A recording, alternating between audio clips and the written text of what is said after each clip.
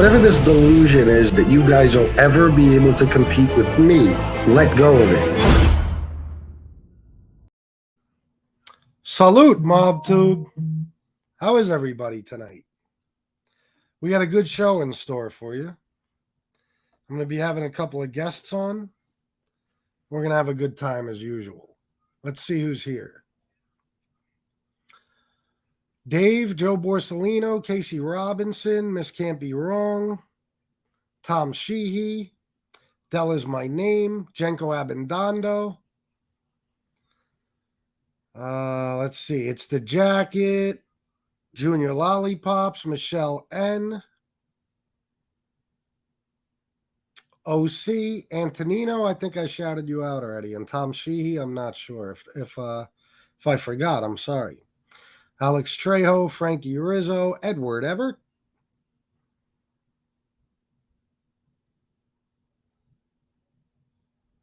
Johnny Mack, Lefty Guns Pool Hall.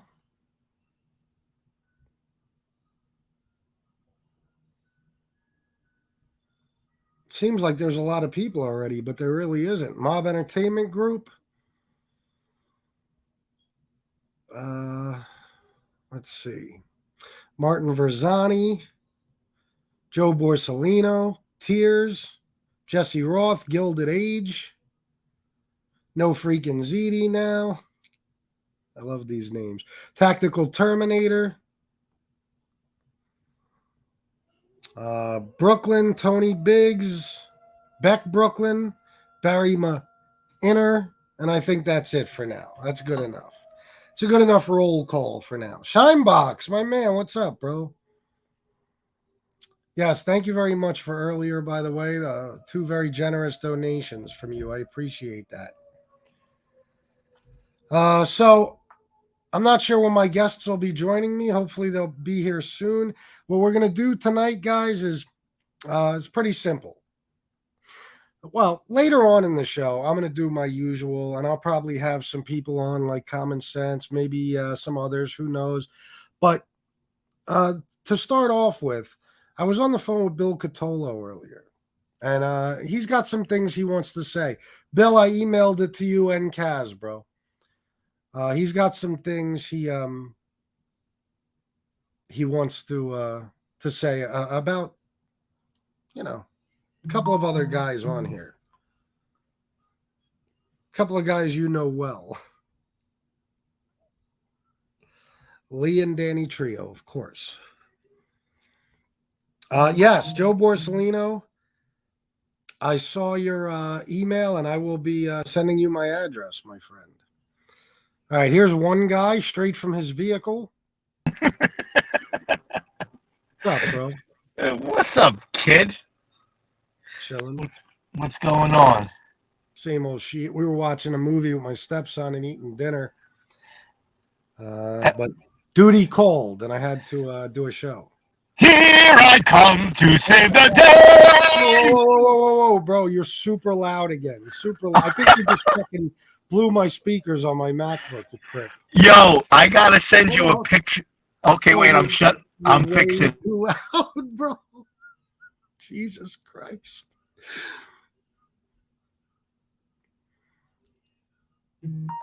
Now we can't hear you at all.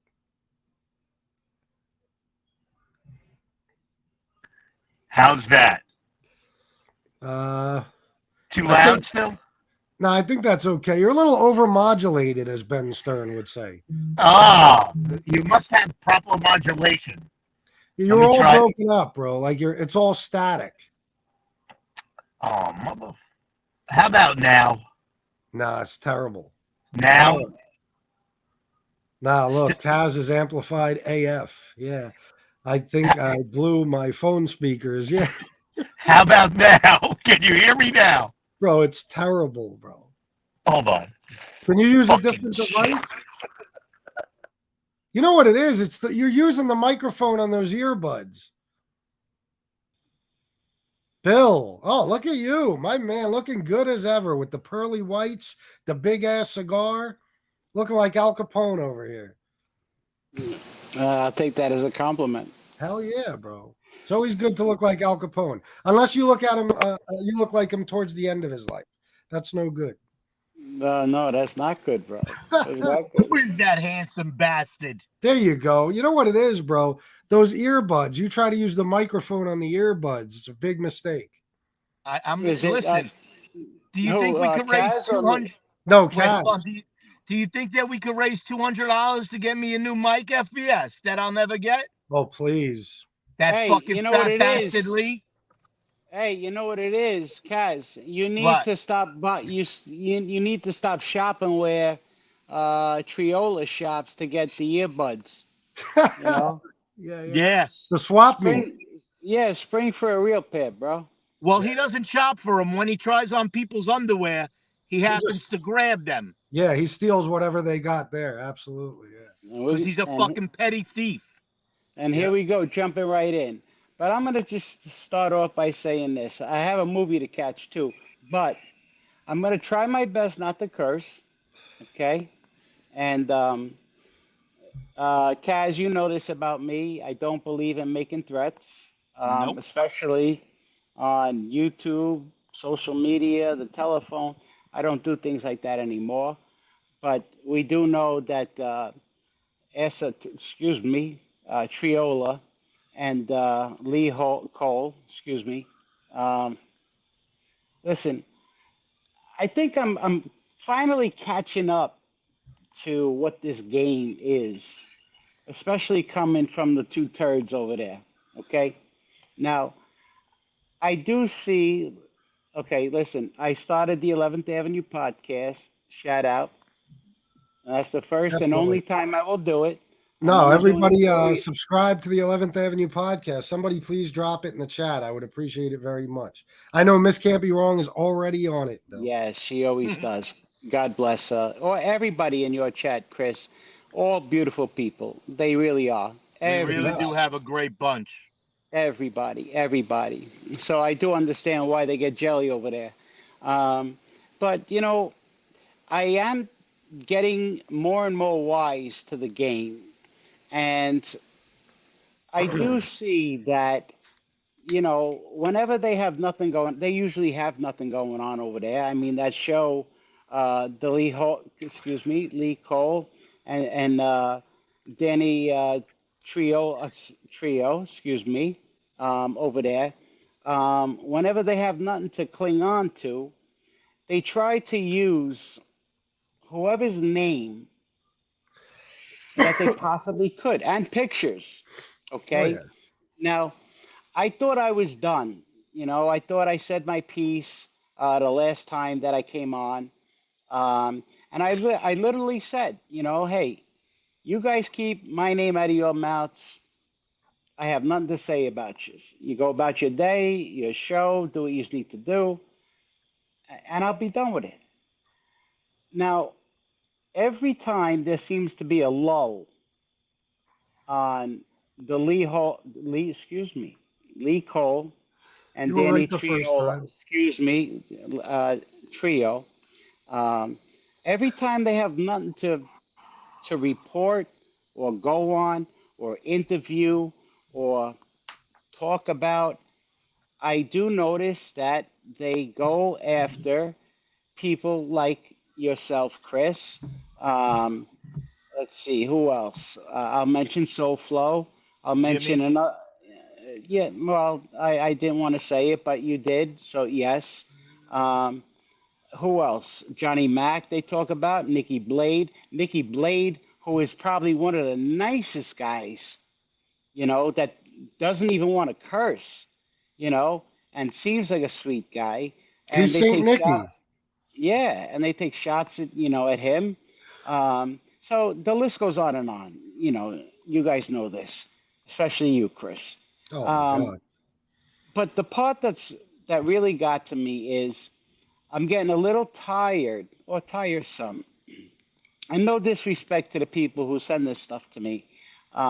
When they send me clips, if I'm laying in bed at night, last night I wasn't feeling well, and somebody had sent me some stuff in regards to the Lee Cole and Danny Trio show. And no sooner as I clicked it, I didn't look at it last night, I looked at it this morning, And I could not believe my ears. Not that they're talking about me, but talking about me again. And why? Like, why? So I had to keep asking myself the question, why? So I thought of the podcast, the 11th Avenue podcast, and we are getting beautiful feedback from people. Great support. Thank you to you, Chris, everybody in the chat, SoFlo's chat, even Gunsmoke. I don't want to forget people, but everybody has mentioned the podcast. Now, it's not completely up to where I want it to be or Jeremy at this point because we're still learning. But we're getting great feedback and we're gaining some traction. And is this how it's going to be, Lee, Danny?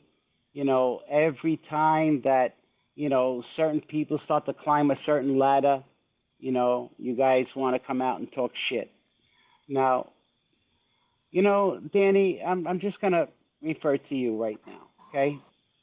And Chris has gone easy on you, okay? And Chris has got the sharpest tongue. Jeremy is probably close to Chris when it comes to having a sharp tongue and quick. But, Danny, I am embarrassed. Truly, I am. And I hope everybody could forgive me here because I spoke to you and I did an interview with you. And I did an interview with you because of the way you speak about people who've cooperated. I have this pinned in my head, death to rats. All rats are no good. And, Danny, you and I have spoken privately on the phone. And the way you represent yourself on YouTube, you didn't speak like that to me on the phone. Now, does that make you a punk? Does it make you a human being? I don't know. Does it make you just a fraud? That's all we've come to learn about you, is that you're nothing but a fraud. Anybody that gets on Facebook and reports organized crime news, bro, you squeal. Lee, you're a squealer. Plural. I heard you say, and I've repeated this, and this is a quote. Angel, I only recorded 3 people, right, Angel? Right? Just 3 people. Just 3. That's Just 3 3. too many. You're not Just supposed 3. to record any. So, listen, Lee, Danny, I'm going to put you aside for a second. Lee, if in some crazy spaced out world you were a street guy and we were hanging out on the corner and you turned around and said to me, amongst others maybe, Junior, I only recorded 3 guys, just 3. What do you think would happen, Lee? Do you think that you're going to get a pat on the back and say, "Oh, good job, you didn't hit 5, so you're okay"? Sorry, bro. You are the biggest, and I'm not going to curse. You are the biggest rat that I've ever come across on YouTube, social media in general. But yet you want to talk about, gentlemen, as you mentioned, Jimmy, myself, Gene Barillo. It's Barillo, asshole. And it's Cutolo, you fat fuck. I could curse. Yeah, that's all right. You can curse. Thank you. Okay, you cannot even pronounce people's names correctly. But getting back to recording only 3 calls. Look, I'm not going to say anything disparaging towards Angel, okay? If Chris were to turn around and say, like Chris did the other day. I'm not going to speak about her no more. If Angel were to turn around and say, I'm not going to speak about Chris anymore, it would be done. But where do Lee and Danny go from there? Nowhere. You guys have nothing. You have nothing to offer this world in the mob genre, in life itself. You know, Danny, you have a son at home, okay? And that's as far as I'll go as mentioning a kid. You have a son at home. You're embarrassing your kid because I wonder if you were honest with your kid and told him about your past and lack thereof, I should say. Okay? Anybody that has to turn around and say that they killed another human being to try to gain some sort of street cred on YouTube, bro, that's just sad. It's just sad. You know, we live in a world where we're trying to correct things. We're trying to learn from the younger generations. We're trying to learn from the youths. And I don't think your son is like that. You know, I've seen beautiful pictures of the two of you together. And it reminds me a lot of me and my children. So why you want to keep coming out and doing the things that you're doing, I don't understand. So this is the last time I'm going to address you two punks, okay? Danny, you could use the sea gobbler. You could make fun of the shirts I wear. But bro, listen. You could never, back in the day, nor today, ever shine my shoes. And that's taking a page out of some things that Angel has said, okay? And that's not being disparaging. You two punks couldn't shine my shoes. Matter of fact, you guys would probably be two of the guys that I would slip 100 or two, you know, because I felt bad for. You know? And that's just me being honest. Now, Lee, you're just a blob. A literal blob. Just a blob. You know, you sit there and everything that you say is dribbled. Literally dribbled. You know, and I will not listen to your show. I will not go near it. I won't click it. But other people tell me. So what you did last night, again, I ask why. And here I am, have to take time out of my night. Not that I don't enjoy coming on Chris's show and seeing my brothers, but I twisted his arm. So, you know, this is the last time I'm going to take time out of my life to address you two punks. Okay?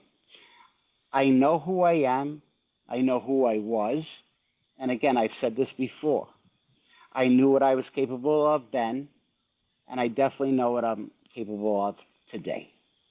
Now, that's not a threat to anyone, but I'm not going to sit here and yell and scream, the sea gobbler, come to my driveway. I mean, listen, anybody that knows anybody that's ever cooperated, I could speak on behalf of myself. All my charges were always violent. Okay, Danny? And you're 60 years old. And yes, bro, I would hurt you. If it ever came down to a face-to-face fisticuffs. Trust me when I No tell beating you. around the bush there, Bill. I Yeah, like that. Let him I know. would hurt you, Danny. Yeah, the phone wouldn't be calling 911, Danny. I guarantee Yeah. you that. Yeah. I've gotten so many compliments on that shirt, you know. Don't have that thug life now with 911 fingers. And, you know, that seems to be the case in regards to these two guys. But again, I would beat you into oblivion. Really. And then feel bad about it. I really would, because that's the person I am today. I don't like fighting. I shouldn't say I don't like confrontation. because when it's due, I'm pretty good at it. But anyway, I don't want to speak about things that I've done to hurt myself since I've been living out here in Arizona. A few times I caught a few cases, okay? And they pertain to the way I was back in the day, okay? I overreacted, I got stupid, and I went after people. And I'm still paying for it, you know? So I've changed a lot. Believe me when I tell you, a lot.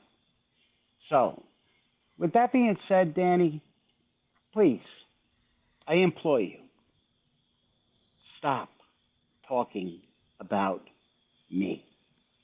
Now, Chris can handle himself, SoFlo, and all the other creators. They could handle themselves. But not all of them come from a street background, okay? And thank God they don't. But people like Chris, myself, we know what it's like to mix it up with people. We weren't looking for it, you know, at least I know I did. So, Danny, stop with the tough guy bullshit attitude and with that turd that you share a screen with, you know, that all he does is gaslight you, and you, like a foolish little girl, you feed into it every single time he gets you. You know, I do remember, you know, Danny, you saying at one point that Lee calls you so much during the course of a day, even up until 2 o'clock in the morning, that he's waking you up with this kind of stuff. Now, I don't know about you, but I wouldn't commiserate with guys like that, you know, because they're obviously looking for something that they don't have. And you know what, Danny? We've come to know and learn that you ain't who you say you are. So when you come on here barking and foaming at the mouth and making fun of all sorts of walks of life, bro, don't you ever, ever take a look in the mirror or look at your kid and say, what am I doing? I'm embarrassing my child, you know? I don't know. I mean, I know the relationship I have with my children, and I talk about everything with them, you know? And one thing that we do talk about, just one topic, in regards to this kind of stuff,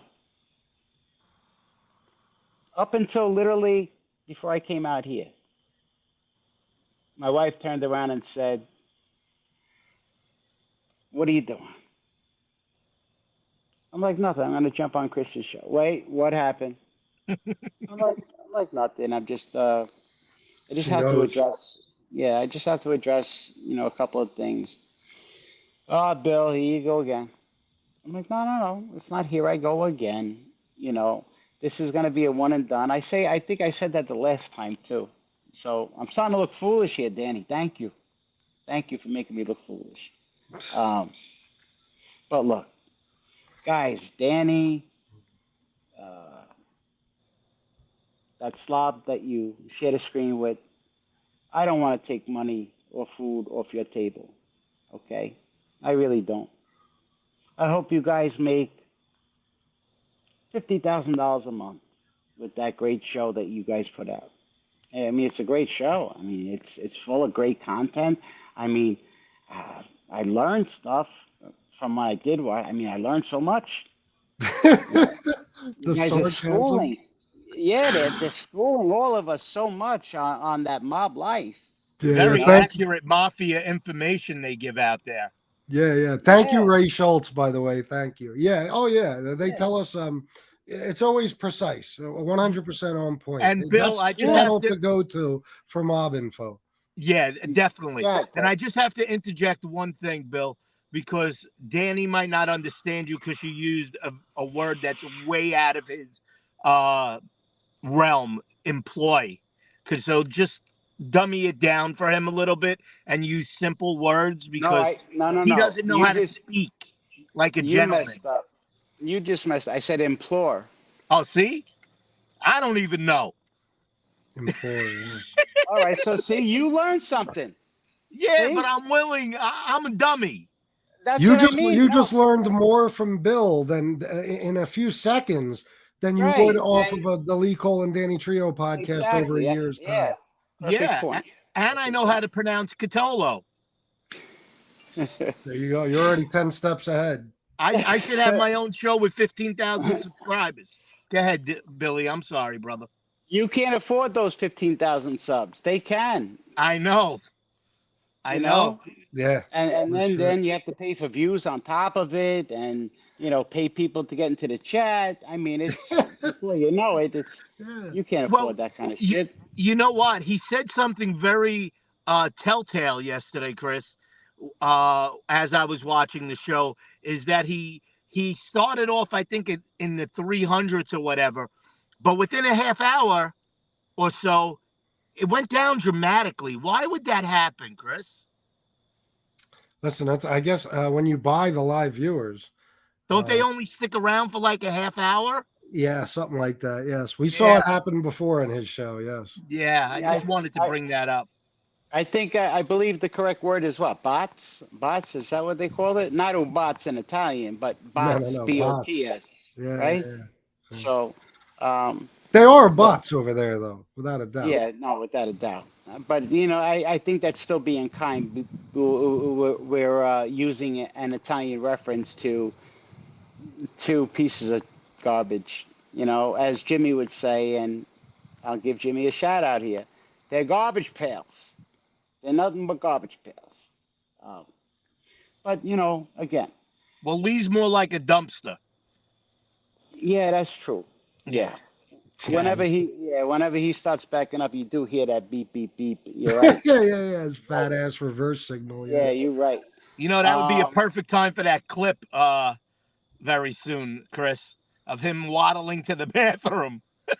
Oh yeah. oh God, yeah. When I saw that, when I saw that, and listen, I've learned so much from watching Chris's show, listening to SoFlo.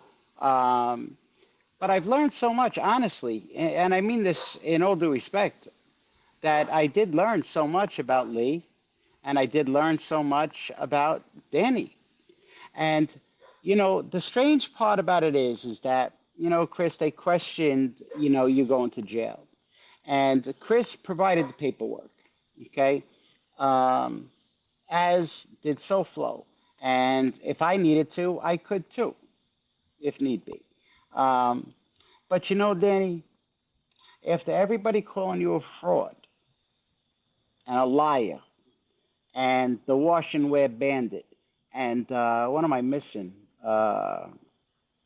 I don't want to Daniel make Smith. fun in case. Well, I don't want to poke fun if there is a colostomy bag involved. It truly Just isn't. refer But to him I by don't. his real name, Daniel John Smith. Yeah, Danny. Yeah, Daniel Johnson. He's Okay, he's just about as Italian as his partner Lee. you know. So again, like I was saying earlier, I am embarrassed myself that I actually gave the both of those guys. I can't even call them guys, but for lack of better words, um, I gave you guys the time of day. And again, the reason being was because Danny's solid stance on not talking or interviewing cooperators. So I'm going to say this for the first time, I almost cursed, for the first time. Danny, I had you pegged from the second that I listened to you guys trash me on your first video. And I knew in my mind that I was going to make a fool of you because someone who is so firm in their stance, as you claim that you are, Danny, about rats, cooperators, however, whatever term makes Danny feel better. Um, I gave you the interview. And I used the words, and call me a liar if you want, but these were the words verbatim. I will only do the interview if Danny conducts the interview. And guess what? You did. Oh, and another thing. I don't know how many videos, those two turds have, but I think the last I checked, I think it was my interview that had the most views on your show. So what does that say? It's either 25,000 people hate me or 25,000 people liked me.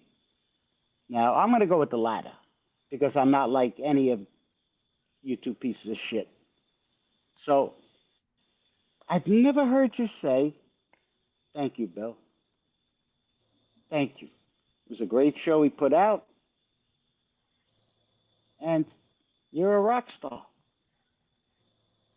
You took our show from here to here. They'll never And say that. I'm a cooperator. And when I say rock star, guys, I'm just joking. Yeah, of But course. you guys get my point. But I've never heard you guys say thank you. And Lee to use the excuse that the reason why I got upset with them is because they wouldn't push my podcast. Now, Lee, again, we could just add this to the list of lies and bullshit that you put out there. I wasn't even thinking about doing a show when I did your interview. But I can tell you this. After doing your interview, I saw in the weeks that followed the shit that you guys call content that you guys put out. And I thought to myself, because people have said it to me in the past, Bill, you should do a podcast. And lo and behold, I gotten closer with Jeremy, and it was brought to my attention. And the words out of Jeremy's mouth, right off the bat, you can ask Jeremy. First words, Bill, I understand if you shoot me down. I'm like, what? What do you think about? And I said, yeah, let's do it. So it had nothing to do with you, Lee. Had nothing to do with you, Danny. Even though maybe it makes you sleep better at night thinking that, hey, you guys got me started. Okay, all right, whatever. But I'm sorry. And I would appreciate, I'm gonna throw this in the water here. I would appreciate, seriously, take down my interview. Leave up the first one where you guys abuse me and make fun of me wearing pink and so on and so forth. Leave that up, for sure. But the one where Danny at the end is saying, hey, Bill, do you remember so-and-so? Hey, Bill, do you remember the home stretch? And Danny, just, you look more and more like a fool. You should just stick to putting in windshields, taking them out. Stick to driving around at night and breaking windshields on purpose and then, leaving your index card, in the window. Because we all know how that job works, Yeah. But anyway, guys, I had to get that off my chest. I didn't want to come on here and start. I don't really yell, but I really didn't want to curse. I do feel that Chris, that your show is above everyone's, and that's in all due respect to all the creators on this side. Thank you. You are the number one show, brother. As you go, we all go. I'm going to throw myself in there. We all go because we know what we stand for. Okay? We don't stand for bullying. We don't stand for threats. We don't stand for making fun of all walks of life and creeds and how people want to live their life. You know, we don't do that. You know, we leave stuff like that to guys like you, and more so MRC. Uh, I'm sorry, MRE. And I don't even like even repeating those words. I feel like it's like a Beetlejuice type of thing. You know, you say their name 3 times, boom, they pop up. You know, so so even with Nicholas Colacone, we know what yous are all about. It's out there. So how long are you guys gonna keep this shit up? You know, because I do know this. SoFlo is like the Energizer Bunny. You ain't slowing him down, No, and it's gonna be a constant barrage, day in and constant. day out. You guys are not gonna put a dent in Chris's armor. Johnny Mac, he can handle himself. JC, um, again, all the Gunsmoke creators the that are on Dawn. this, Gunsmoke, that talented mother, son of a beautiful kid. Talented is, but anyway, um, on this side, we got good. On that side, it's evil. Now, Pure evil. pure evil. Pure evil. I mean, even the people in the chats over there, you know, I can't tell you how many people that, and I don't like doing this, that I blocked automatically just from popping up in the chats, that I don't want them anywhere near anything that I have going on. Not I can keep people away, but, you know, we don't talk about anything else other than the world that I lived in 20 years ago, how I saw that world through my eyes 20 years ago. And I try to explain it and give people just a peek. Again, I use this term a lot, a peek behind the curtain of what it was like, you know? So, pe- people who cooperate, everybody cooperates for different reasons, okay? Whether anyone wants to agree with it or not, call it a cop out or not, it doesn't make a difference. It's their life and their reasoning, okay? Um, we've said it in the past. People who figure out a way to get out of that life without physically doing what I did. Again, I was a voluntary cooperator, a voluntary cooperating witness. Okay. Now, if you put CW, CI, it doesn't make a difference. A rat is a rat. Your name pops up in that 302, you're bad. Sorry, MRHC, whatever. John Gotti Um, Jr. not I'm not going I there. know, no, I had a cough. Let me read this So real quick, Bill. Shinebox go ahead. said Bill Cutolo is on the right side of life. DJ Kaz is my man. Yes, We love sir. you, I Shine agree. And Box. thank you, Shinebox, Yes, for the $20. yeah, Go ahead, Bill. Shinebox, you're all right, bro. I saw you one time when you jumped on Chris's show, and it was nice to finally put a face with the name, you know, without having to be worried about being doxxed, you And I know. hope your back is doing better, at least, Shine Box. Hope you're in no Yeah, pain. Yeah. yeah, he's going through a lot of stuff that I go through. Um, so anytime someone tells me about back stuff or neck stuff, like my heart right away goes out to them because I know what an ordeal it is. You know, waking up every day and it really it takes a toll on your psyche. It takes a toll on just how you interact sometimes on the on certain days, depending upon how bad you're feeling that day. You know, so Shinebox, um, my heart goes out to you. I do want to also mention this to Stevie C.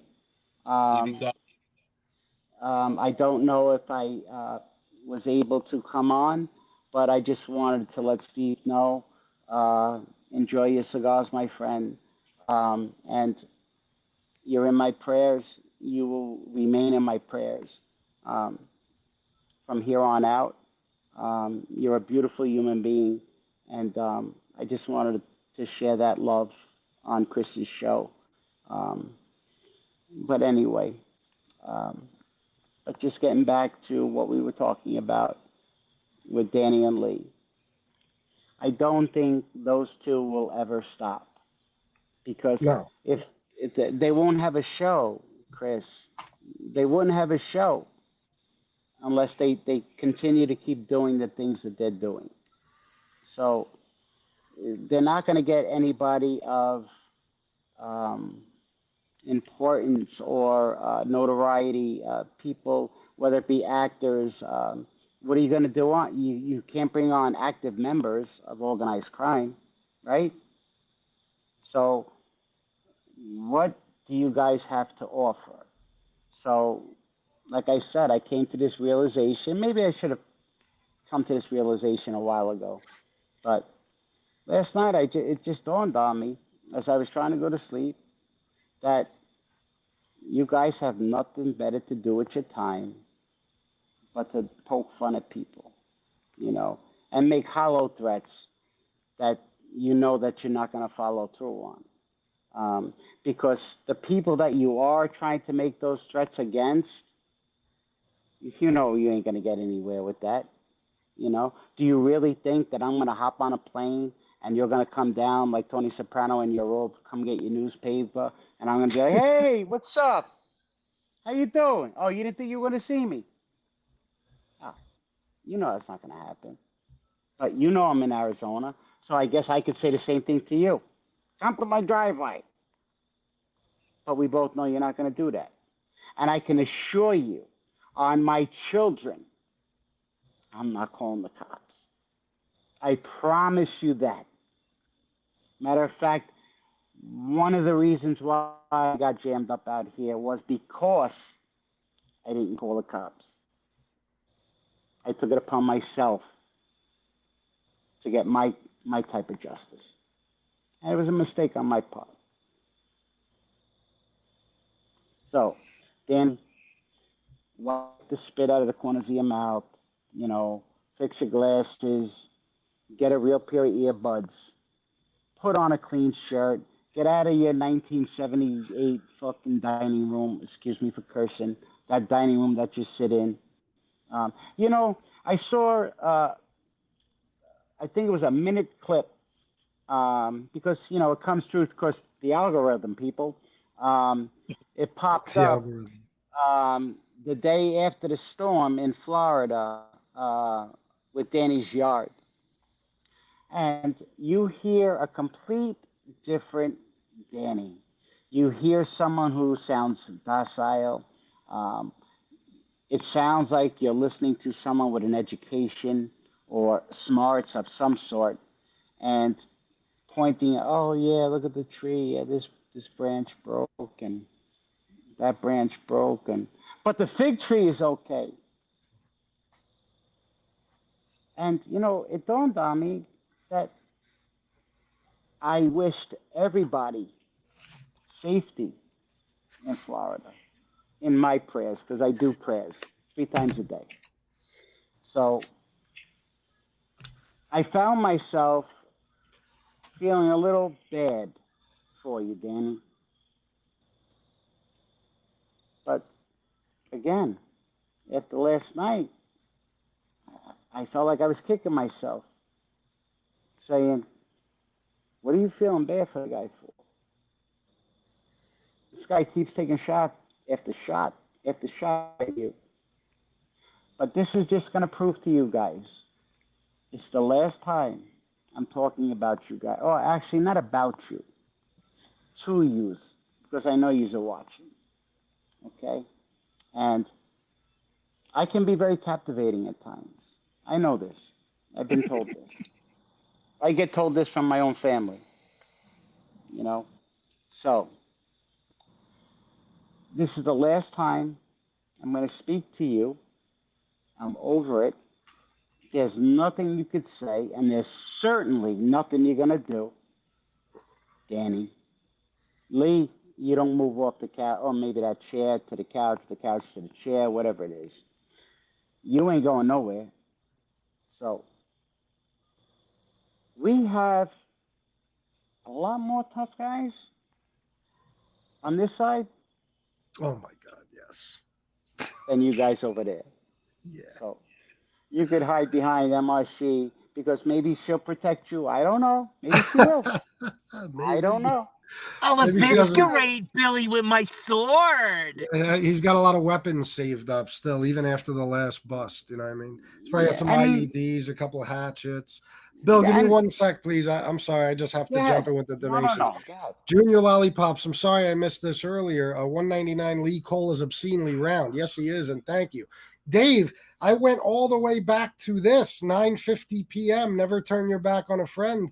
I can't find it. Yeah, I saw that you said I missed the super chat in the beginning, but I I think he can't. said a Cash App FBS. He did, but I didn't. Wait a minute. Is that Dave? Dave? The Dave? Yeah, that's Dave. Oh, Yeah, okay. Okay. Good man.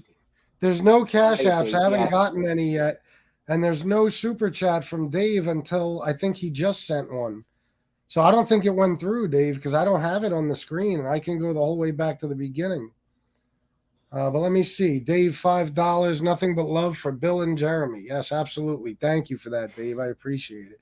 If something Thank you. went wrong, I don't know, but I can't find it. Sorry, Bill. Go You're on. gonna have, Shout out you're to gonna my have to man De double it up, Niro Dave. before we start. Don't worry, I'm Who? gonna get him on. And Jeremy, we call him De Niro. Oh, I'm telling you, wait till you see the caricature. Did I show it to you guys? No. Of the three of us together? I'm telling you, De Niro would look at this picture and think it was him. I'm telling you, really? it's uncanny. Like it's Nice. uncanny. I'm gonna put him on the spot. Hopefully he's not watching. But I'm gonna put him on the spot on the podcast, and make him do it. But Do it. Listen, yeah, let me just go over something with you that's been yes, of bouncing around in course. my head since you've been talking. So basically, while you were, I think it's fair to say a high level associate, right? Yeah. Yeah.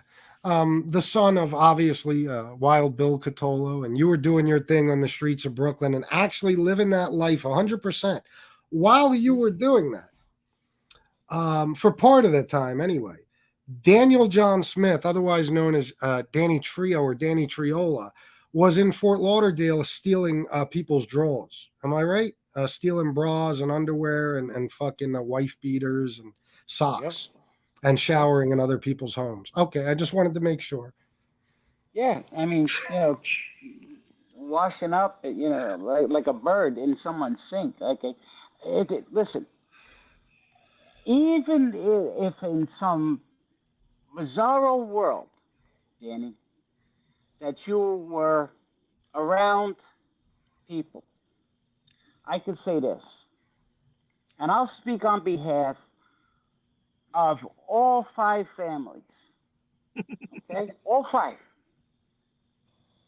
None of them would keep somebody like you around because in those days, a lot of checking was done. You were vetted. And so your criminal record would be known.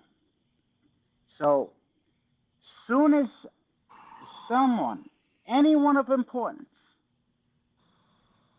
heard that you broke into a church, that you were breaking into people's homes, eating their food, stealing their clothes, Danny, you would not be on YouTube right now. For sure. Okay? And you could read between the lines. That's all five families I'm going to speak for. Okay? Now, granted, there's going to be guys that don't like me because I did what I did. But I can guarantee you there are a lot more guys that respect what I did. And even myself at times, I don't like the route that I had to go to find my father. But it's the past. I did it. And Danny and Lee, you bum, You know how many people told me that what I did took balls of an elephant? I didn't do it for one day. I didn't do it for a week. I didn't do it for a month. I did it for 18 months. It's a small little bit for someone, okay? And I'm not bragging about it, but what I'm trying to say is that I knew that my life could have ended any given day, any given night. I was ready, but it didn't happen. Thank God. But I did it every day for 18 months. Didn't bury my friends. I was betrayed by someone that I grew up to love and adore as a second father. That pissed me off to high heaven. As far as anybody else that might have got swept up in it, which wasn't many, to them, I will apologize to. Because the people that I'm apologizing to had nothing to do with what happened to my father. Okay? So, with all that being said, Danny, I think after this, the conversation that we're having, Danny, I truly think, and this is me being kind, I think that it would be in your best interest, seriously, to just let up. Find real content, find real people to bring on your show. Not Lee Hole. Fuck that dude. Forgive me for cursing. Oh, The hell with that please. guy. Fuck That out of means here, you got to Bill. put $5 in FBS's kitty. You can fucking curse whenever you like, Bill. Carmine S., thank you very much. Stone Sailor, $5. Thank you for inviting me on your show, Bill. Looking forward to it.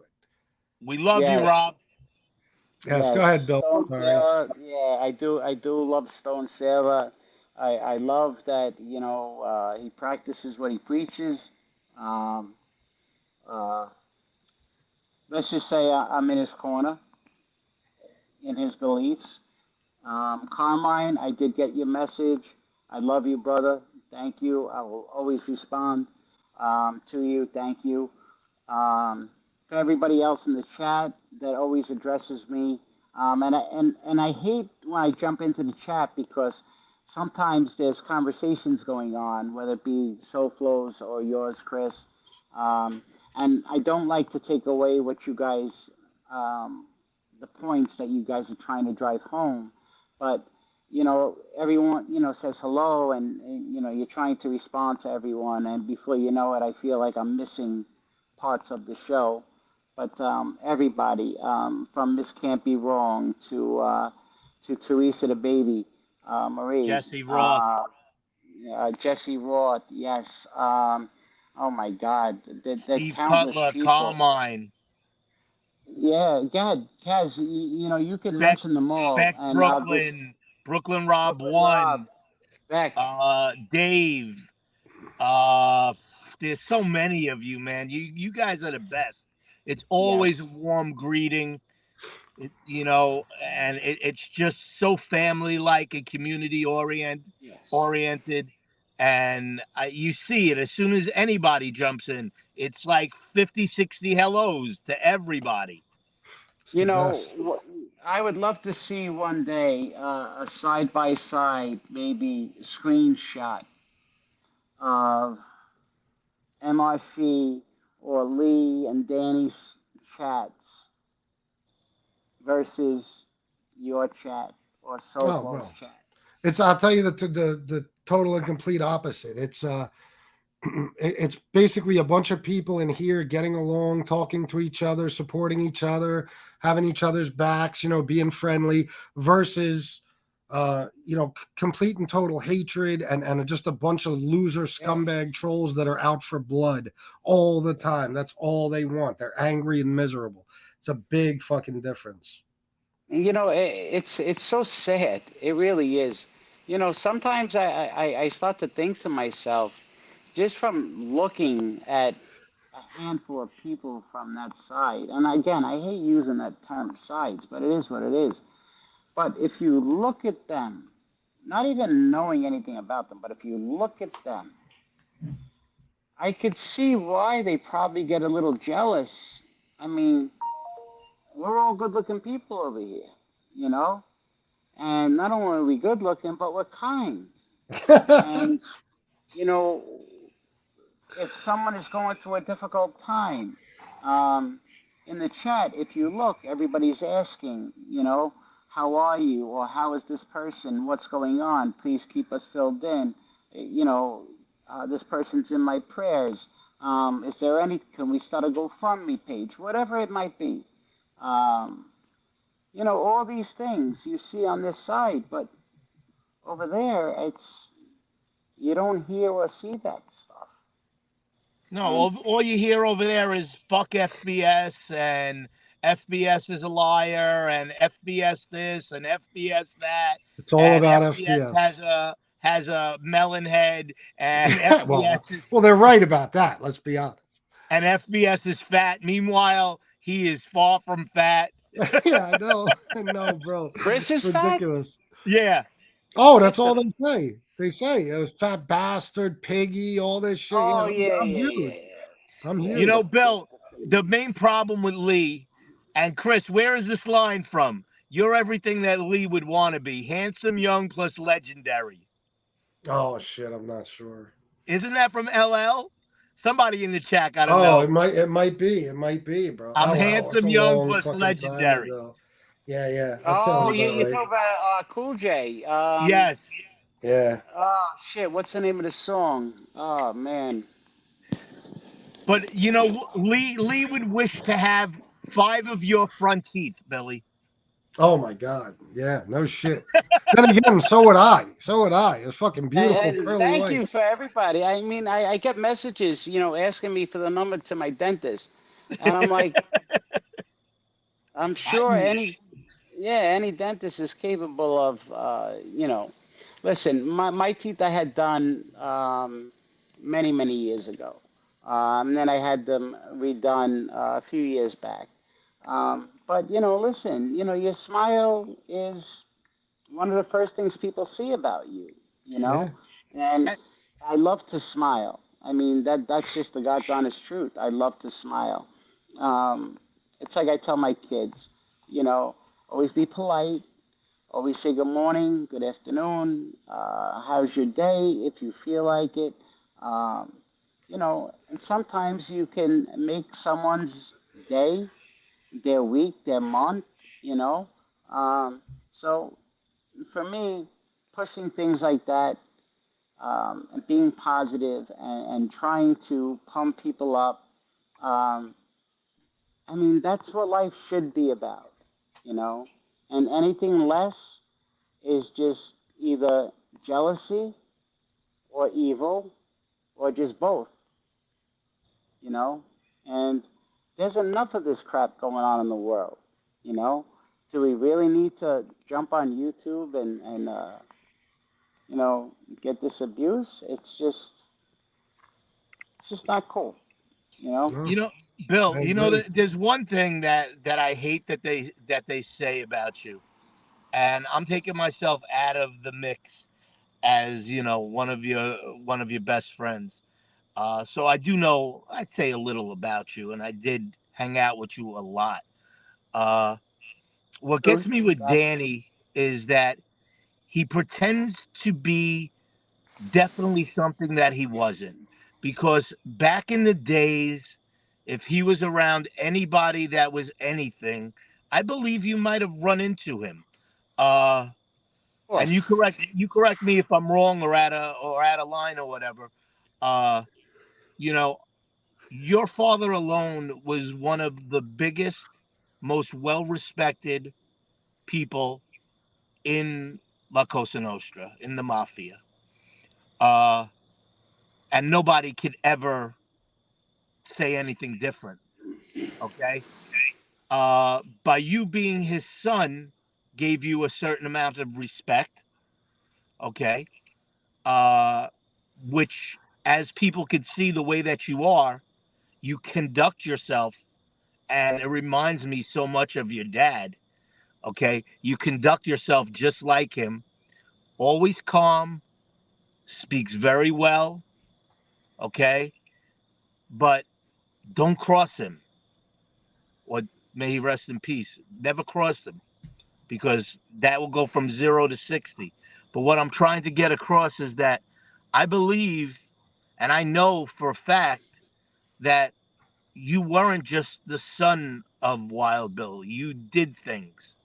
You not was your father's errand boy. You did things. Well, Okay. I don't mean to cut you off, but you can call me his errand boy, but I was his son. Right. So you can call me that. That's not a knock on me. But go No, ahead, no. finish. I'm saying they say, oh, well, he was his father's errand boy. You would die to be Wild Bill's errand boy or his driver. Okay. Just to be in that man's presence was an honor. Okay. Because he was a true gentleman. He really was. But don't cross him. But Yeah. I know for a fact you did things, and they're not from stories. They're from firsthand knowledge. Okay. Bill I don't actually know if you shot me once. remember. I don't know if you remember, or I'm not going to get deep into it.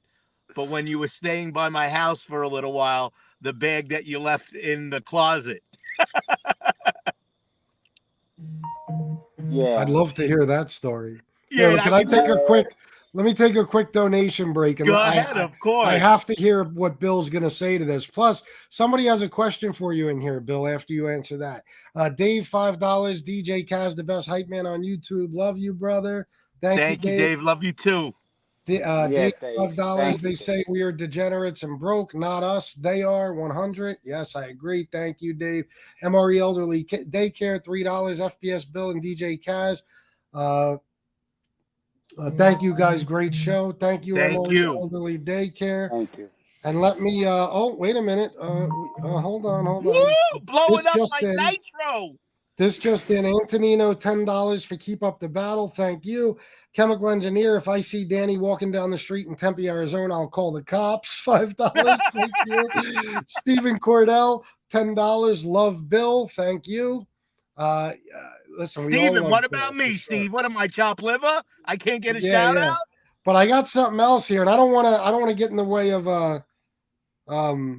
Bill responding to that, but I got a $50 donation here from Mike DeBella.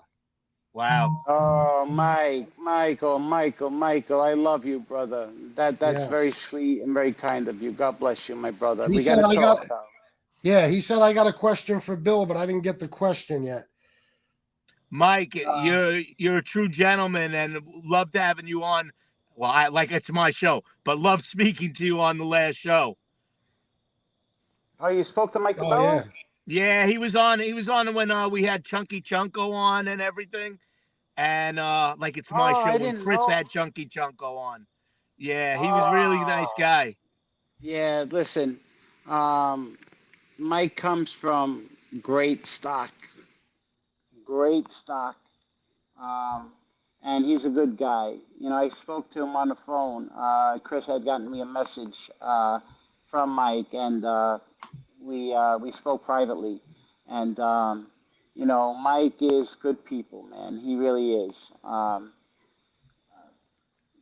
He should That's all I join can us. say really about Michael. But again, good, great stock that guy comes from. You know, and you know, Mike is someone that knows enough about me, not just my dad, but about myself as well. Um, but getting back to what Kaz was saying is, I don't think I can't really elaborate Yeah, we can't elaborate on it, on that. but when I happened to go into the thing by accident, I was like, "Oh fuck!" What And was it that? wasn't a person. Definitely wasn't a person or body parts. I'll tell you that much. Yeah, thank God you put that out there. Yeah. Uh, But listen, there are countless people from my past that I still speak to, that are still active, if you will, um, that were there for a lot of things that I did do. And I'm not bragging because some of the things that I did I'm not proud of, you know. But there are a lot of people, and what am I going to do? Start asking guys that are still out there, say, hey, can you do me a favor and come on this show and tell some story? Like, no, no, I don't have to do that. You know, there Hey, are Bill. enough people out there. What Hey, was that? Bill. The one guy, I'm with one guy that wants to say hello to you. He said that you used to be under him. He was the boss. Can you say It's hello to gotta, him? it's gotta be adults. Let me see. Hold on, hold on. You fucking blowhole. Oh my God. You know you were under me. Your father was under me, and you were never on record with me. Is that Tony Pizza? That's right, you fucking blowhole, you fat bald Iranian. So Come pizza, see me. Come try to take my dog, Chris. so pizza, you're hanging out with Kaz now. What happened? What transpired? I sound like Sofo now. Well, You he know. gave me some money one day in my chat. He sent me $150 that I made up. So, he got on my good side. And I figured I'd give the fucking kid, even though he's a fucking garden gnome and that he's a fucking with the beard and shit. I figured I'd give him a chance, to run with a real mafia tough guy. Pizza, you're right because if Kaz is a garden gnome, man, I wouldn't be able to see my front yard. That's You right. know. He hangs out on the front yard with a little fucking lantern. Okay, he's not DJ Kaz. He's DJ Juice Spaz, I call him.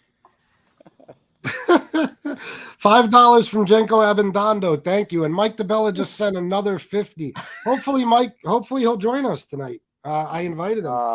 Sorry, Kaz, you're a Joey trip, Dimes. I bro. just had to do that. No disrespect. You're a trip, bro. You're a trip. The fucking battle of the pizzas. Yeah, Joey Dimes. Carmine has $4.99. Here's another donation. Eat your heart out, Lee Cole. Thank you, Carmine. He's counting them all up, of course. And you know what I was gonna say, Billy, because I was watching the chat and somebody said he's already on a different show who I don't want to mention, a lady show, talking about you, Lee. When Chris gets back, hey Lee, we know you're watching. We're gonna drop the link. Come on and debate. Tell us why you have a hard on for Billy. What did he ever do to you? Number one, okay?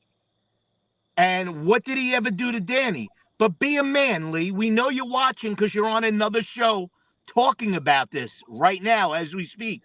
So, FBS, I don't know if it's okay with you. Drop the link. Let's see if he has any balls. If he's a man and comes to talk like a man, Of I'll go course. off the screen. I'll give up my spot for him. Come debate, Lee.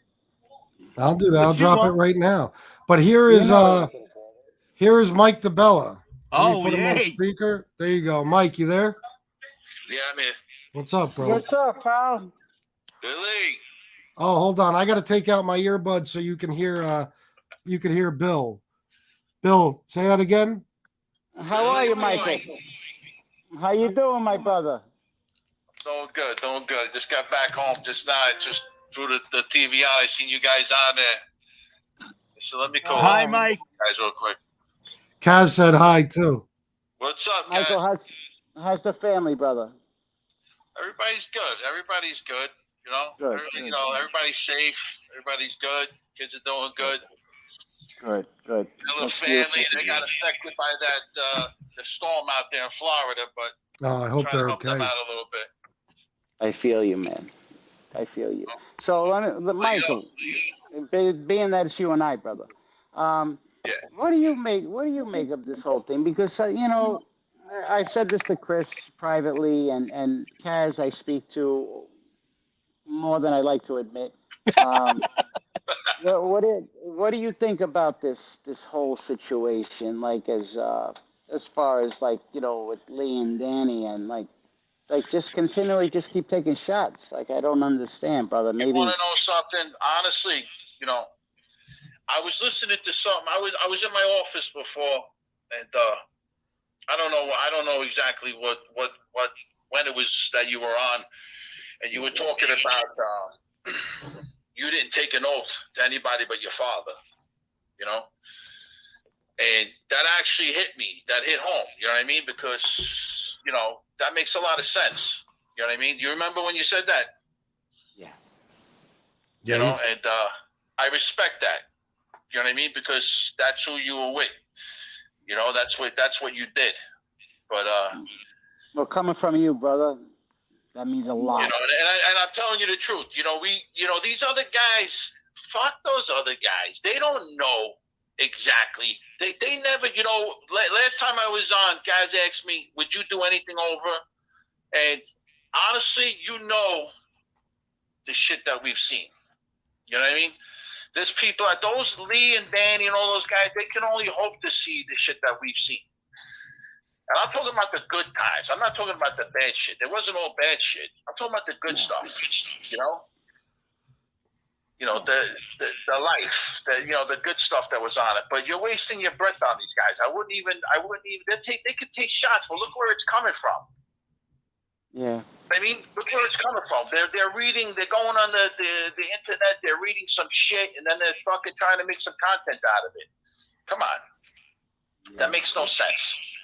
That makes no sense. Mike, can you do me a favor, bro? Just so everybody knows, can you just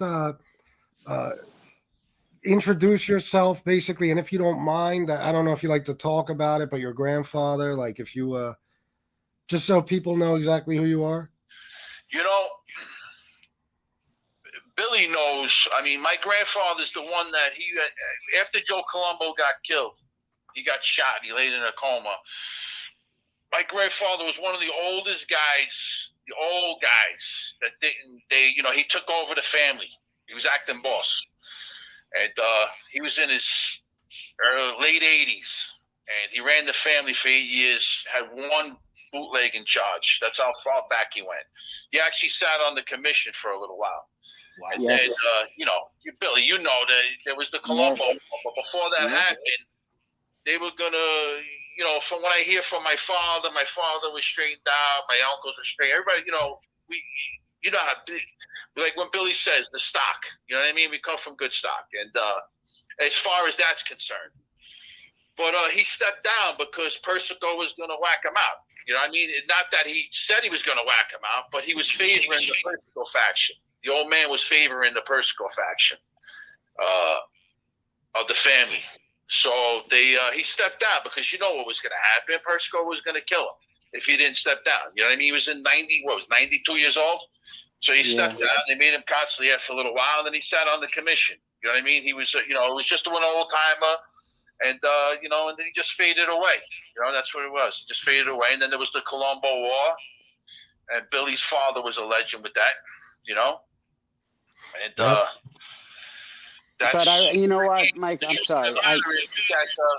My own family kind of disowned me a little bit because I didn't go over to that side. I could have very easily, very, very easily went over to Billy's father. You know what I mean? It's and I could have went with Mush. You know what I mean? Andrew, whatever the case is. But I felt I wanted because I didn't get along with my old man. You know what I mean? I didn't get along with my old man the way Billy got along with his father. So, I just went my own way, and that's when, I found with Phil Beretti and Jimmy Brown, and that's the way that I went, and you go around, and I wasn't necessarily just with one, I was with Frankie Fabiano after everything was all said and done, And Billy knows that. And we used to, when people used to mention Billy's father, they used to stay with the finger. You remember your father had the little finger missing? You know what I mean? The piece of you know what I mean? Because nobody really wanted to mention his name. You didn't do that. Right. But there was some fun times. There was a lot of fun times. You remember the market? We could talk about it now because it's forever. You know what I mean? It's been forever and all of that shit. But I'm glad you were able to share, brother, because I would never put anything out there on Front Street, brother, unless you with your blessing, Nah, but listen, I don't give a fuck what any of them think. You know what I mean? So it doesn't matter to me. You know, it doesn't. I look at it as the good times. You know, there was. You know, I remember when Billy. You don't mind if I talk about it, do you? Go ahead, pal. It's okay. There was a couple when everybody was in the stock market. You know, these guys used to get paid on the 15th. Was it the 15th? Every 15th or whatever. These used to get a draw like $300 a week. They used to remember Bill. They used to get a draw like $300 a week.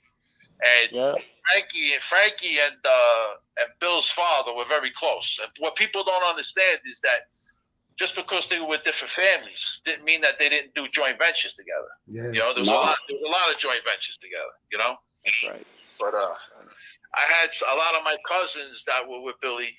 You know, and but we used to go over there. I remember one time I had the secretary selling weed up there, and one of the friends.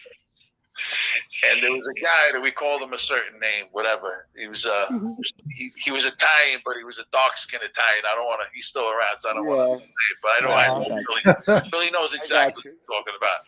I know what he's talking about. He got so mad at me. You know what I mean? He got so mad because I wound up going up there one day, and there was a kid that was up there, bald-headed kid, and he wanted to switch sides.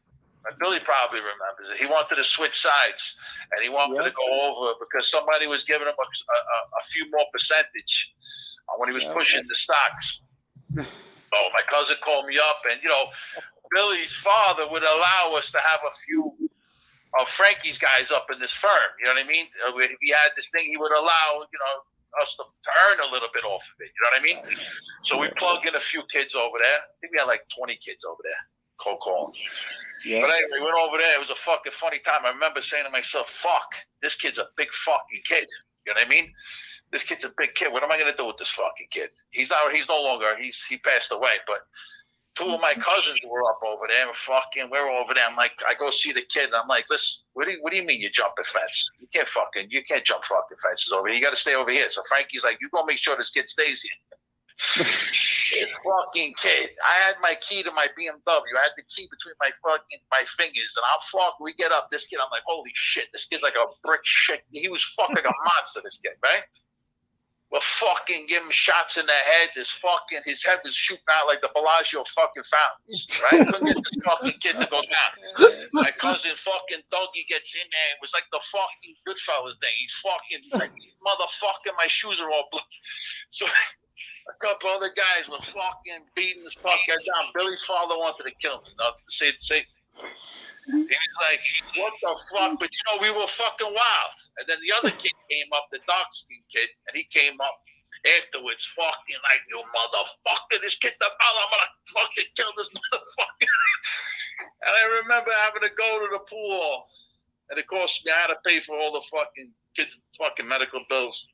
Yeah. And I had to apologize. Yeah.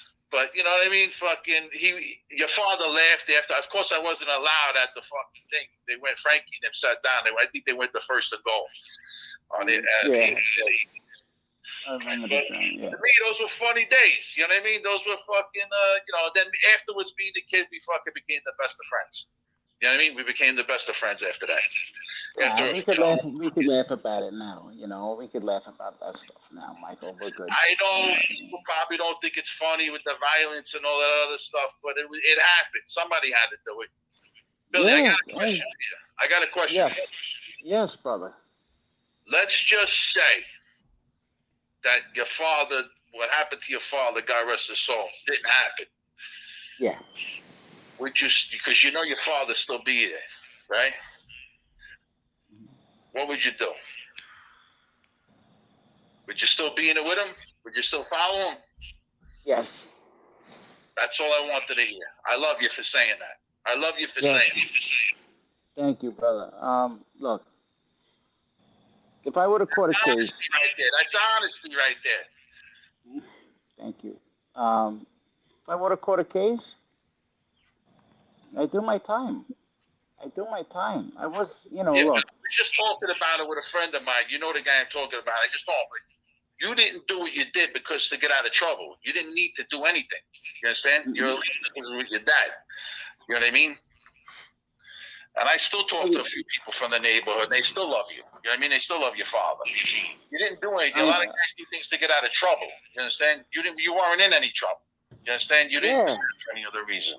So I think people should understand that when they talk the other side, when they talk about shit like that, they should understand that. You want to laugh?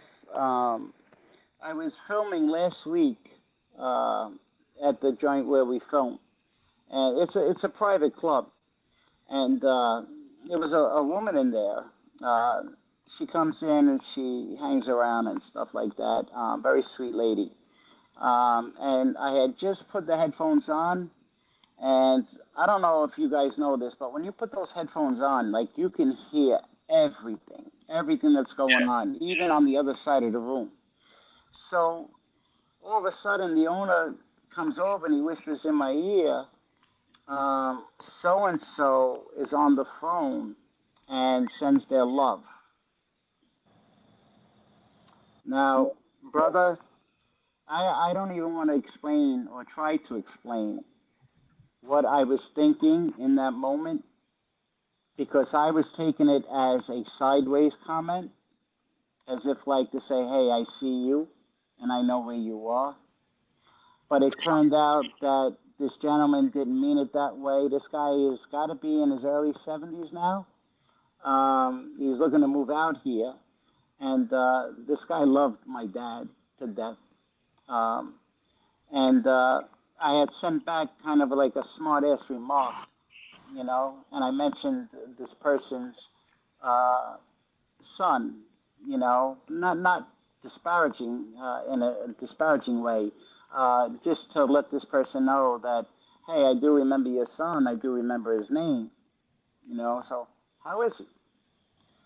And the response I got back is that no, they didn't mean any disrespect by it. They meant that they really do miss you and they do send their love. And it's funny that you said that because, you know, Michael and Chris and Kaz, you know, in that life, cooperating is not something that we are, or at least I was not, ever raised to do. Like, even calling a cop was frowned upon extremely. So I do get a lot of messages from people that are still active, but they'll say things along the lines like, we understand why you did what you did. We don't hold it against you. Now, I'm not speaking on for everyone. I'm just speaking about a small group of people. But again, you know, I can't separate myself,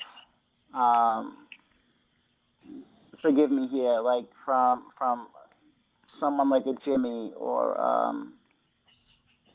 I don't know, whoever else may have cooperated. Like I said earlier, everybody has their reasons. But it still puts me in that same boat.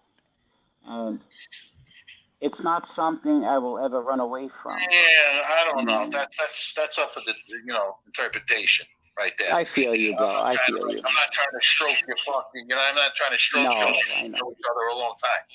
Okay, but you know my two cousins that I was telling you about. You know who they are. I don't want to throw their name out there, but they actually, I just seen them a couple of weeks ago. And they were like, really, please send our love to Billy. You know what I mean? And they were like, fucking holy shit. I'm like, yeah, fucking, I talked to him. He's like, how's he doing? Everything else. Because at the end of the day, we lived a life. Most of the time, it was fucking fabulous. You know what I mean? It was the good times. You know what I mean? So, you remember what I'm talking about, right? Absolutely. So they were like, oh my God, you talked to me? I haven't talked to him in 20-something years. Please send my love to him. And even the other guy that I told you is out here, he told me the same thing. Like, listen, Billy ever wants to come out, come over here. We'll go to dinner, nice, we'll sit down. You tell him we send the love. They loved your father. He didn't know you, but he was, he was up there with your dad. And Brother, I promise you, soon as I come out by you, which is probably going to be probably in the next few weeks, you know, you and I, we would definitely have to get together. We got to go grab dinner somewhere, right? so we're gonna go to this place called La Casa. Look it up, La Casa. It's in Tivoli Village. We're gonna go Well, we there. don't want to tell people where we're going to be, bro. Nobody's gonna fucking do anything, Billy. Let me tell you something. Nobody's gonna do nothing. Nobody. I'm telling you, on my kids' lives, nobody's gonna do a fucking thing. I know. Nobody. You got my word on my kids' lives. Nobody's gonna do a fucking thing. But we'll go Your to word's good enough. If you feel comfortable, Your word's we'll good go enough. somewhere else. I won't mention it. But I'm just telling you, nobody's gonna do a fucking thing. I got your back, bro. You're out over here. Yeah, I got your back.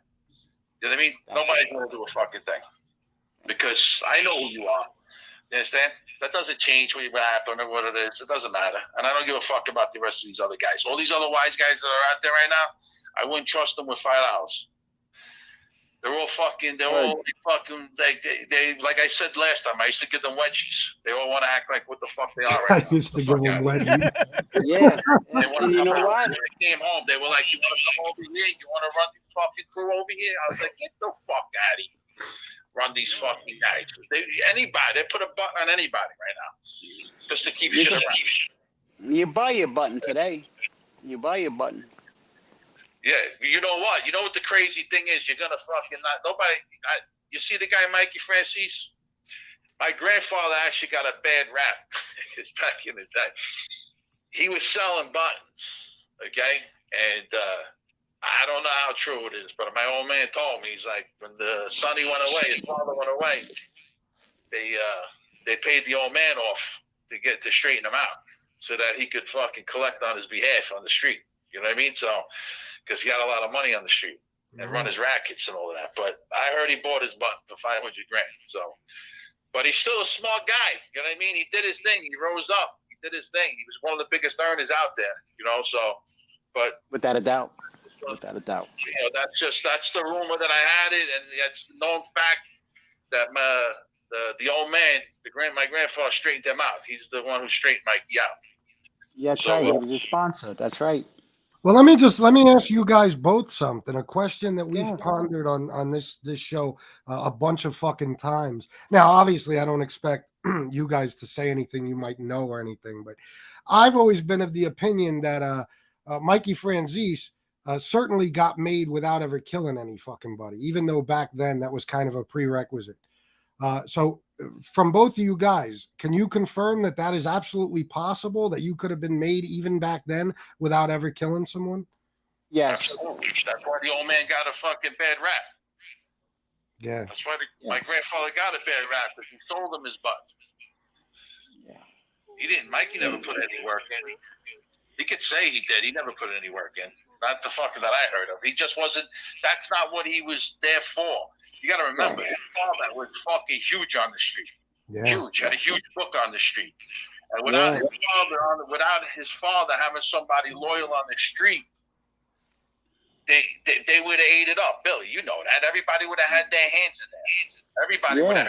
Like when Sammy flipped, every fucking body wanted that fucking book because they wanted to collect that money. Yeah. They wanted that fucking book to collect that money. So what do you Same think? thing with me. Same thing with me. That's exactly. Just like, yeah, exactly with you. They wanted that book. Your father had more money on the street than anybody I know. Yeah. And listen, Michael, they kept sending for me, the little short dude. And matter of fact, the kid that you were speaking about earlier came by my mother's house one day with the bald kid. And, I was in the hated pool. that fucking ball kid. You know that? You know how many times me and him had it? That little fuck. A lot of people felt that way. Yeah, now he's a crackhead. He's a fucking crackhead right now. He's down in Manhattan Beach, running around in Manhattan Beach, fucking all fucked up. Wow. But anyway, so they had come to my mother's house, and my mother just thought that they were friends of mine and my dad's, and she thought that they had my best interest at heart. And thank God, I wasn't foolish at that time.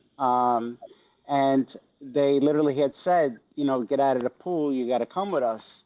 And I'm like, I ain't going nowhere. And this is verbatim. You could check it, Michael. We were told to smack you around if we have to, if you don't come.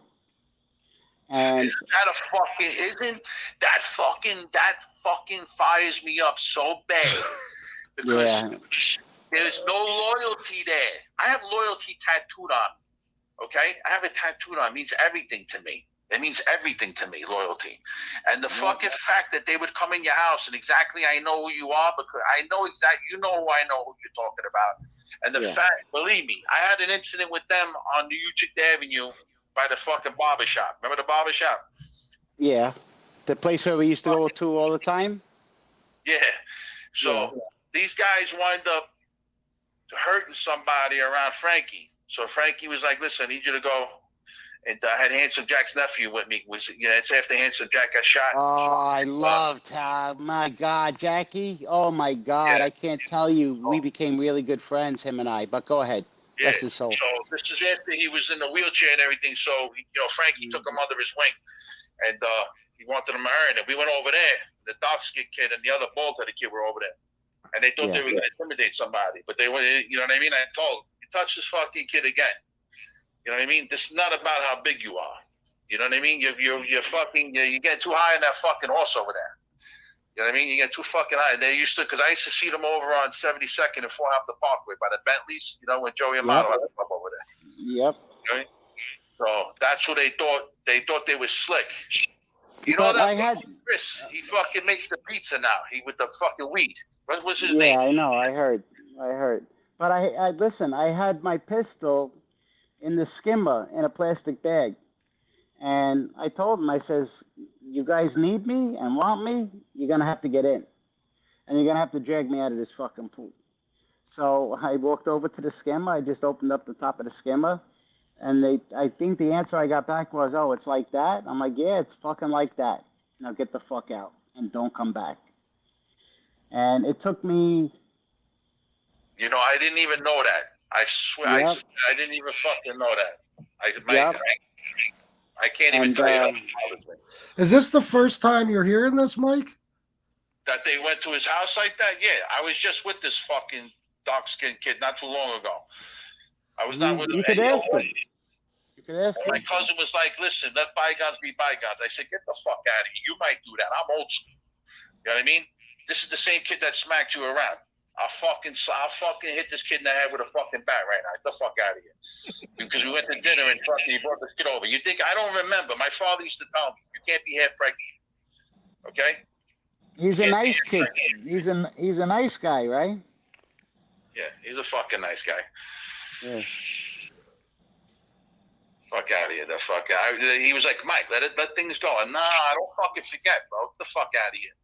You know what I mean? That's my fucking. What do you think? I'm gonna fucking forget about what you did? There's no loyalty. You know what I mean? You see, let me tell you what bothers me about that is that your father, when anybody on your father's crew called a case, what did your father do?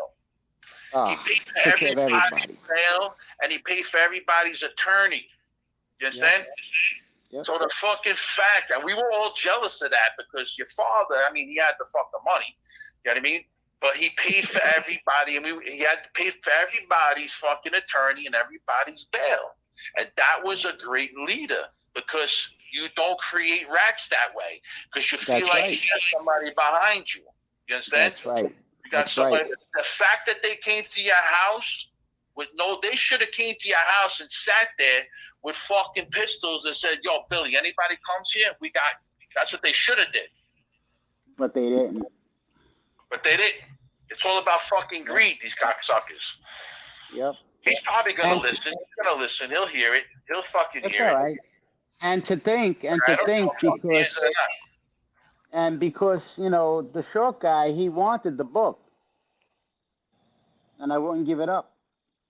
Because people like that, like the gentleman was speaking of, they were in that book. And I was like, you know what? Of course they were in that book. Of course. Do you think they had that money to open up what they opened up? They didn't have the money to open up. That was your father's fucking money they opened up. And I literally told them, I says, as far as I'm concerned, you guys are all square. Billy, I But swear a to lot of God, them, I a lot really of them wish you gave were in. closer because we would have collected on them. We A would have lot of them collected gave on in. Well, a lot of them gave in to fear. You know, it was that projection of we know, but they didn't know. But another thing too about my old man, aside of taking care of lawyer fees, um, Frankie Steele, Frankie Pontillo, uh, when he got pinched, and he was in, I believe it was the Brooklyn joint. What was it? Brooklyn House? Is that what they called it? Or MDC. yeah, the prison. Yeah, the Brooklyn Fed House of prison. Detention. Yeah, Brooklyn House Detention. And Frankie, yeah, that's right. And Frankie Steele was on the other side. He was around Larry Mazza and Greg and them, and he got shipped to that prison. And he told me a story because I was with him a few months back. Don't even say And, around Larry Mazza because that fucking just makes it seem like he was somebody. well, just in regards to Frankie Steele. I got you. But in regards to Frankie Steele, Frankie turned around and says, Bill, he says, I thought I was dead. The second I walked through the doors, I thought I was dead. And he goes, your dad was the first guy that came over to me and said, look, whatever was going on in the street, we checked that at the door. He's like, you need shower shoes, you need jumpsuits, you need, money in your commissary. We got you. Of And that was a guy that was out trying to kill us. I'm sorry, Mike? At the end of the day, like I said, a lot of people think that everybody was against each other, but everybody did joint ventures. Everybody did joint ventures. There was a lot of times there was people around your dad that fucking, that weren't kicking up properly. All right? And he would have, that kid all of a sudden would have problems with somebody in Frankie's crew. And then he would run to your dad. And your dad would fucking say, listen, I straightened it out. But, it's going to cost you. That's how it always went. You know what I mean? It's going to be, I did you a fucking favor. So it's going to cost you a little bit now. You know what I mean? It'll cost you more. Yeah. My old man, one of his famous quotes were, Willie, could always send flowers in the morning. Mike, Billy. A lot of people don't know on how people used to get their shy books. But this is a little content for you guys. Joey Amato had a club on 72nd in Farnhampton Parkway, right off the corner. There was a bar, Bentley's. So a lot of my friends were over there with them. And the bald-headed kid used to stay there a lot. Yeah. So what they used to do is they used to tell us, listen, a lot of my friends, but we were over there too. Go over there. We're going to have a card game tonight. $1,000 buy-in. All right? We got to have food. The girls give them massages, whatever the case may be. Yeah. So you go around, you bring, let's just say everybody brought about 5 guys. Right? Everybody brought 5 guys. Right. You buy in for $5,000. For each guy's $1,000. Right? Now you're responsible for it. Whoever you bring, you're responsible for. Okay? Yes. These people were no way, no shape, no form were ever gonna fucking win at that card game because these old timers were the best that you would ever see. Okay? They play Continental, whatever. Oh, that was my jam. All right? Yeah. So now it's 2, 3 o'clock in the morning. The kid's fucking feeling like a fucking champ. Whoever's in there, they lose the 1,000. They're like, oh fuck. Let me go fucking get some more money or something like that. Hey, you leave, you can't come back in. Right? You leave, you can't come back in. What do you need? 1,000? Give me get his license. Here, here's 1,000. Break the kid off 1,000. By the time you know it, all fucking, they say there's 10 kids in the fucking room. 10 guys in the room. Next thing you know, they're all into fucking whoever for fucking $1,000 because they want to impress the women. They want to get the girl $100, get the drink at 7 to 7, whatever the fuck. They want to play gangster for the night. Next thing you know, they're in for 2,000, right? At 5 points. At the end of the night, they leave the club and they're like, all right, we'll see you on Thursday. Every fucking 1,000 costs you 50. So now every week they got to come to the club for $100. And that's how whoever was there, whatever we call them Dunsky, Shylocks, the guys that just lent out money, Whoever was there lending out the money, that's how they would build their book. You know what I mean? That's how they would build their book. And Billy, am I right or right? Or what? You're 1,000% on point, bro. On point. And then they would say, and then whoever you brought, you had to go and collect from them. And then most of the time, whoever it was would let you keep 2 points, and you give them 3 points because you're doing the collecting. You know what I mean? But that's how every week, that's how they would build their book. Now somebody just went from a $10,000 book to a $20,000 book. Next thing you know, by the end of the month, 2 months, they got a $100,000 book. They got 100,000 on the street. Yeah. But those are the old days. You know what I mean? The old days. And then these guys in the market, they would fucking go and they get paid on the 15th. They needed money. You go up over there. You knew you were gonna get paid because everybody up there was somebody. Was around somebody. You know what I mean? Or they were working in somebody's fucking firm. Not that they were with anybody, but you knew you just go right to the source and take the money right out of the bag before the kid even got it.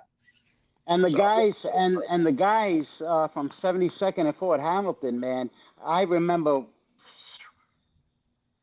probably when I first got on the street, I remember going up there a couple of times with my old man, and they were all old timers over there. Yeah. You know? What's the guy's name? Hutch? Fucking what Hutch. The fuck is his name? Yep, Hutch. I remember the paneling on the walls. Smash and grabs. I'm like, get the fuck out of here. I was making more money than half of them. I had the 900 number. You remember the 900 numbers? 900 numbers. Mikey's picks of the week, right? Mikey's picks of the week. So you think I'm bullshit? Mikey's picks of the week. I had these kids going around fucking in Staten Island getting fucking refrigerator boxes. Because in Staten Island, on the corners, you have the phone box. That fucking Bella Atlantic or whatever it was.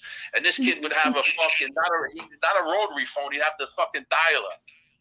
And at 3 o'clock in the morning, we used to put the fucking, the refrigerator box over the phone box and have somebody in the car waiting in case somebody, came. And the kid would open up the fucking phone box, okay, and put the dialer on 3 o'clock in the morning. Everybody's sleeping. As soon as the fucking thing picked up, it was $3.99, $3.99, right? And then I'm like, how the fuck? Frankie's like, how the fuck we gonna make this bigger? I'm like, you know what? We're gonna go to Manhattan. You know what I mean? I'm just going to everybody's club. Everybody's club. Let me make a phone call. There you go.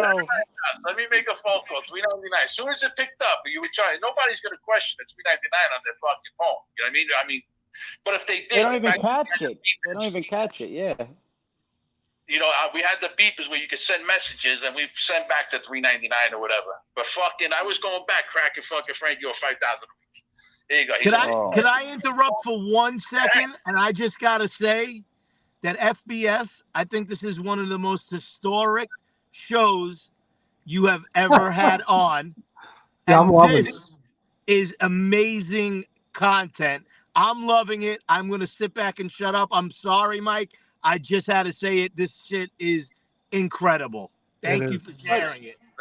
But listen, for Mike and I, this is just us. If we were on the phone, well, I hate the phone, Mike. You know that. Yeah, we're just reminiscing. Well, that's why. Yeah, it's amazing for us to hear. You know what I mean? Yeah, it's I'm cool. telling you, I used to go because you got to remember something. There was classy crews, and then there was douchebag crews. You know what I mean? Oh yeah. But if you were with Wild Bill when you went out, I noticed for a fact that you weren't acting. You were acting cordial and the right way. You weren't getting drunk. You weren't going into 101s or ZOs or wherever the fuck it was, gazebos, pastels with a fucking jogging suit on. You were dressing in slack. Bro, Michael, I was joking around a few weeks ago. Telling Chris, it wasn't even a joke. I was serious. When we were out, we couldn't even move our ties. Like, take off your jacket? Are you out of your mind? No. That's why Frankie and your father got along so well, because even when we went out, you weren't fucking getting drunk and acting fucking stupid. That didn't happen. Frankie was classy. Frankie was classy, yeah. I used to see Frankie every week up at the barber place. Bruno's, yeah. And we would chit chat over there. But sweetheart, Mikey Scars, everybody went up there, and everybody knew how to act accordingly. Yeah. And like you said, Michael, it was a different time, and you know, for such a rough life, there were some really beautiful memories, like things that Listen, Michael and I are talking about. You know, it's but fucking Frankie told me, he's like, how are we going to amp this up? I fucking went. I found this guy that was working for the telephone company, right? He got us into the telephone rooms in Manhattan. You're talking about these fucking skyscrapers, okay? I fucking paid these kids to go in there with the uniform on. When everybody's sleeping, the offices is fucking closed, everything else, you go down over there. They were fucking making fucking 1,000 calls a day, a night, a night. That fucking Frankie couldn't even believe it when I was coming in. I didn't have to. I didn't have to fucking bring any money back, but that was the loyalty because that's the way we were brought up. You understand? I didn't have to fucking go there and fucking give him all that money. I did that because you know what? Anytime I had a problem, I never lost. that's right. I never lost because I know that feeling. he's gonna go. He's gonna go to bat for you harder than anything. He's gonna go to bat for you. And the truth of the matter is, I just wanted. That was the life that I wanted, and that's why when certain people say like, "Oh, all these wise guys and shit like that were scumbags," and this that's you know, I hate to say it. I'm not mentioning names and all like that, but that's like calling your father a scumbag. You know what I mean? Yeah. And your father wasn't a scumbag because everybody has a choice in their life. You understand? Everybody has a choice. So that's the choice that I wanted, and I wouldn't change it all over. I wouldn't change it for anything. And that's the life that I was in. And you know what I mean? You get one life, and that's it. And I'm not going to get mad at anybody because they fucking were on. They molded me into being whatever I was. I don't regret anything. I just remember times of coming into shit, you know what I mean, and earning money, and it was a rush when you fucking found out a way. Like nobody thought about the 900 numbers. Nobody, very few people. Yeah. Very few people. I had like an 850 credit score when I was like fucking 19. You know what I mean? Like fucking because you got paid by check. You know what I mean? I was in over there. Yeah. It was insane. Driving around with life quality BMW. You had to remember life quality BMW and fucking Canarsie, the Indian guy. You go over there with fucking fake ID. You're walking out of there with any car you want. You know what I mean? Anything you want. That's right. I think everybody in your father's crew had a BMW. That fucking was from life quality BMW. You go over there. He was the fucking salesman of the year. Everybody was driving 40s, 750s. Hey, Mike, can I ask you a question? Go ahead. Just a quick question. Did you ever see a guy named Anthony Caruana on the streets? He went by the name Tony Pizza.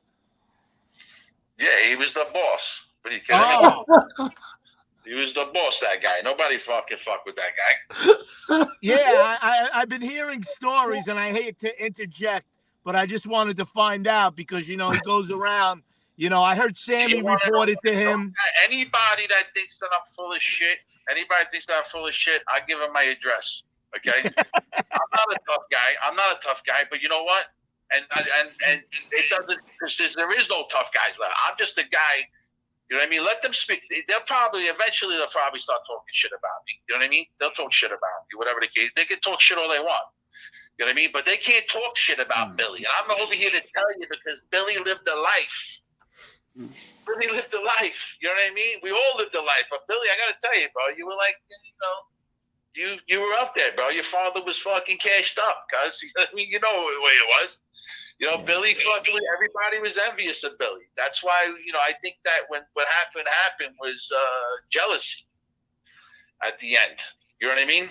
At the end, because everybody wanted it. Everybody knew Bill. Bill was fucking, you know, Frank used to tell me all the time too. I had fucking laundromats at Bay Ridge. He's like, have some legitimate, okay? Have some legitimate, and then all this other stuff is cream on top. And that's your father had memories in Staten Island. The fucking, you know, what was it? The restaurant in Staten Island. Remember that? You remember? I mean, what am I? You know. Well, he had a few restaurants. Yeah, but that's the one I remember because, you know, it was right in my neighborhood. You know what I mean? Memories was right there. It was the happening spot. Wasn't it Hedges? What was the other one? It's that on Highland Boulevard, Hedges or whatever. Did he have that one? Hedges, yeah, Hedges was the other joint. I used to hang out there every once in a while, but then it became so popular that you know, I would like to go out, Michael, sometimes where I wouldn't bump into people, you know, people that knew us. I used to go to the city a lot. I went to parties on the West Side Highway. A lot of people went to Bay Ridge. I mean, it was a thing. What did everybody do? Everybody went to 101s, and then they walked across the street to Zio's. You know what I mean? Yeah. Then they went to gazebos or the Brown Derby before it was gazebos. Yeah. That was a thing on Thursday nights. You know what I mean? Because that's what everybody put in envelopes. But when I bounced around Bay Ridge, brother, it was either two things. Either A, I was with my girl or my wife now at the time, or I had to go see someone for something. But I used to enjoy taking a trip out sometimes to Jersey. Long Island was hard to try to go anywhere and not bump into people. You know, Long Island was difficult. But in Manhattan, yeah, but it got to a point where you couldn't really go anywhere without bumping into someone that you knew or someone who knew your dad or whatever. So if you really wanted to let your hair down, you were very high profile. You were high profile. You know what I mean? So, yeah, it's just Bay Ridge was you remember Wavelengths? There was Wavelengths. Of course. Tony Roma's. Of course. Tony Roma's. Yep. Remember Tony Roma's? That was a good place over there. Tony Roma's. Muffins. Muffins. Oh my God. My wife, she could talk about muffins too. She used to love that place. You know? We used to go to that Garden State Parkway, right? You know, what was that? What was that fucking club out there on Sunrise Highway? Garden City? The Garden City Hotel? Garden City Hotel. They had the club over there, right? Yeah. Yeah, Club inside T. the Garden City Hotel. I'm with the kids from Fort Hamilton Parkway, right? There's a kid, Bulldog. I don't know if you remember. That was his nickname. Big fucking kid, right? We're in this club over there. And if anybody knows the bouncers in Long Island, it's like they're fucking homegrown. Like these fucking kids, I don't know what they were doing, but these guys were bigger than fucking big, right? So everybody's on the dance floor, everybody's dancing, right? My friend had a 380 in his shoe, like in the sock. Yeah. Just in case anything jumped off or whatever, right? But he didn't tell me, this motherfucker, that the gun only shot when you held it upside down. Right? so here we are. Everybody's dancing, you know, back in the day. Everybody's dancing.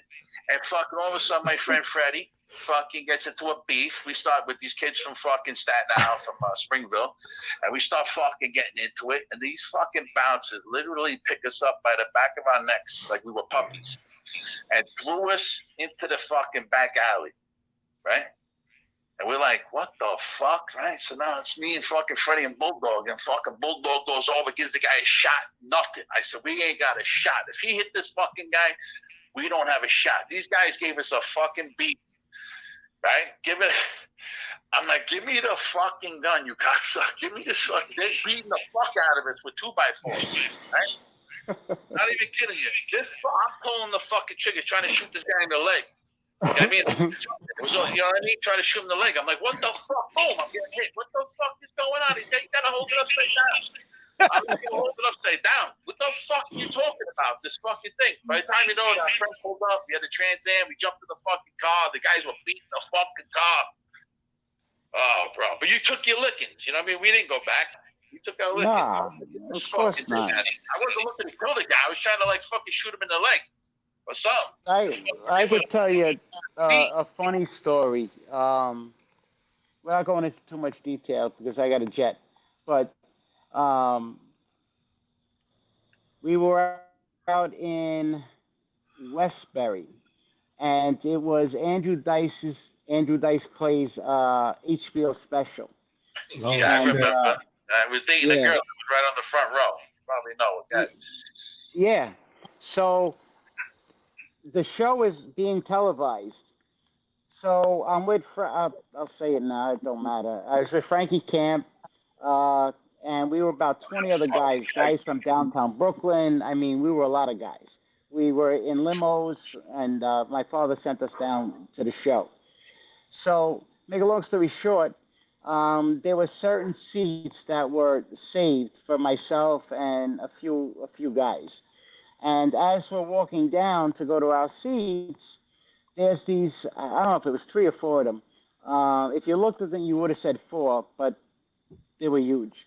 So my friend goes over and taps them on the shoulder and says, "Excuse me, guys, these seats are reserved." And they were Long Island guys. So they look over, and it was Frankie. Now, a lot of people don't know Frank Campy, but I will say it. I love him. He was always a brother to me. So they mouthed off to Frankie. Frankie looks at me. I look at him. He doesn't really say anything. He repeats himself a second time. Says, "No, no, guys, look, nobody wants no trouble here, but please, you guys have to move."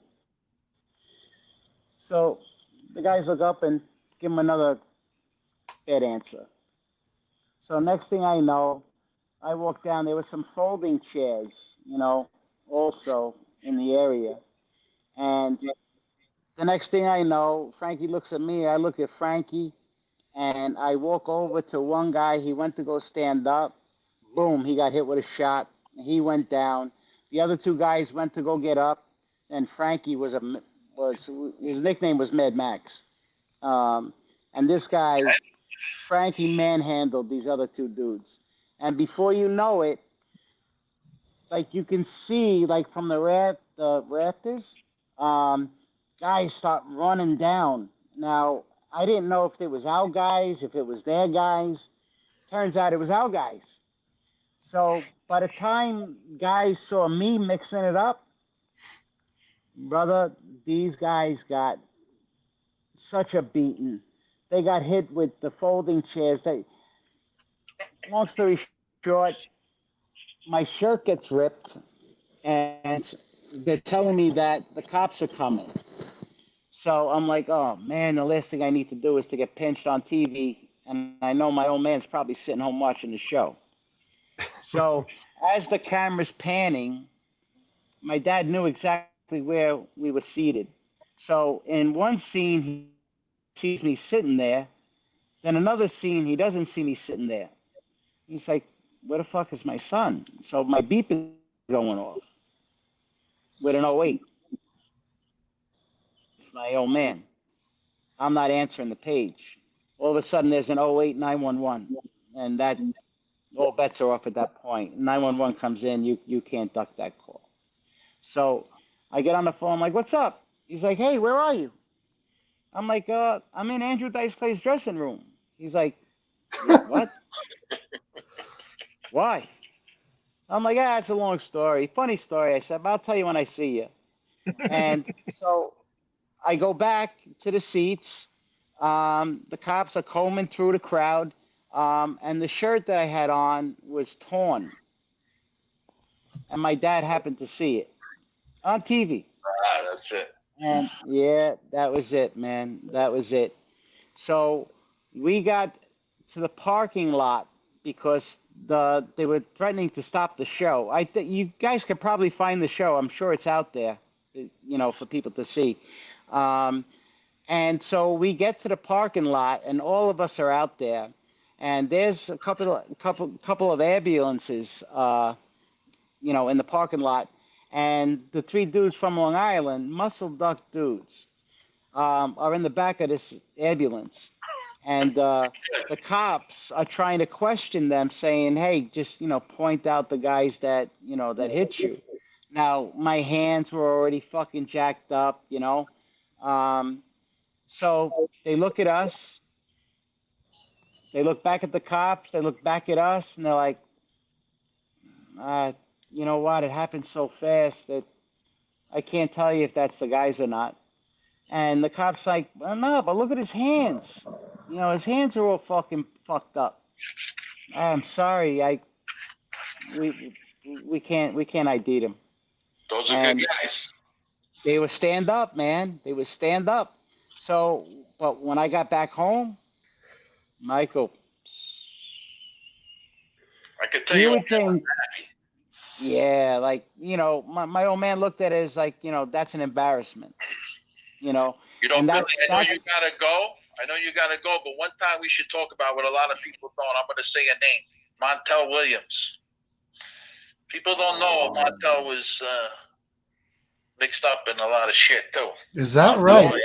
Oh Really? yeah. I'm gonna let Michael tell that story. Oh shit! Oh shit! We got another show. Okay? There's a But couple of listen, episodes. You know what I mean? With the other guy that they call him the Twin Towers, they were on there. You know what I'm talking about. yes, Montel, yes. Montel was around. You know, there's a lot of shit. Wow. There's a lot of good content. There's a lot of good content about it. Hey, Al Sharpton too, man. He was a good fella. Yeah. Yeah. Well, You yeah, know? Al Sharpton we know about definitely. Yeah, with the fucking. But yeah, we could have a. I'm telling you, next time we get on there, I like to be on the screen. We'll bullshit, you know, and we'll talk about good shit, and we don't have to. You know what I mean? We'll talk about the good shit, Billy. FBI's guys. We don't have to let those other guys let them because they got nothing else to talk about. You know what I mean? There's nothing else. They don't know anything. They don't know anything else. Well, they're gonna have a full hour, a full 2 hours now to stuff to play with. So I'm sure Lee's already playing with thumbnails, going right, Danny, right, Danny, right, Danny. You remember? What was it? Rocco's on 65th Street of Flaminto Parkway. Oh my God, they had the best fish, bro. The boop was off the track. This place was a caboose, a train. It was a caboose in the beginning, and this guy used to go over there. He used to get the galamad, and then chicken cutlets, and then he opened up the big restaurant. Remember Rocco's Galamad? Yeah. Now it's a Chinese joint, right? Yeah, he sold it. He retired. But you remember the story? He put out fucking $500,000 with a couple of wise guys. He got pinched. He tried to become a gangster. You know what I mean? He took a fucking loan on the restaurant instead of fucking old man Rocco. You know, he put fucking fight. He lived in the fuck was the part of Brooklyn over there. Oh, we could have a long story about that, man, because Hey, I was Billy. in there a lot. Hey, Bill. I know you remember. We were talking about big guys, and I'm sure Mike knew him too. May he rest in peace. You remember Patty DeLuca? Oh, Yeah. You remember him? Big Patty? Yeah. The bodybuilder? That man was a freaking house. Oh, that guy. Oh no. I'm Yeah, sorry. the one that died in the boating accident. I thought he was talking about Tootie that had celebrations. Remember celebrations? Yeah, that's who I thought you were talking about. No, Patty DeLuca, the bodybuilder. Yeah, I know who you're talking about. Yeah. He used to work out at Gold's with us, Bill. Big Patty. He died? He died years ago in a boating accident. How old? Really? Yeah. Man. Life's too short. Big Patty. This was back in the day. Had to be in the early 90s. He died in Florida in a speedboat accident. Wow, brother. That man was like 3 houses put together. And a sweetheart. Yes. And a sweetheart. Yeah. He was a sweetheart. You know, if you looked at him. Listen, guys, I'm going to jump off. I don't mean to interrupt you guys, Billy. No, go ahead, Michael. Thanks for having me on. Thank you, bro. I love you, brother. I love you. Yeah, Michael, a pleasure, bro. And we'll talk about some real shit, some real good shit. You know what I mean? Let the other guys, the bullshit, all that other stuff. And I want to give there's a petition going around for this kid, Benny Geritano. People are going to try to sign it to get him out. You know what I mean? Bill, I don't know if you know the kid. He's not even a kid. Yeah, I do. Yeah, I do. Yeah. So he's trying to get out. He's trying to get a petition to get a retrial. But the kid, he stabbed the kid in the pizzeria. He's the one. I remember the story. Yeah.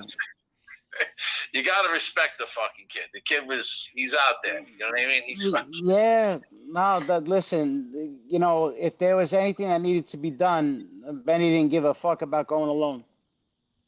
That's what I'm talking about. He didn't need a crew behind him. You know what I mean? Yeah. He didn't need a crew. He was good with a knife, him and his old man.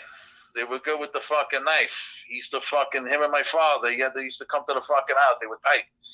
But, Well, that's how he got his nickname. That's how he got his nickname. But he wanted me. I talked to him on that JPay, and he's away right now with Peter. You know Peter, and he's with a couple of guys there. He said to send his love. So you make sure you send my love back, okay? Please do. And hey, look, if there's anything we could help, anybody, you let me know.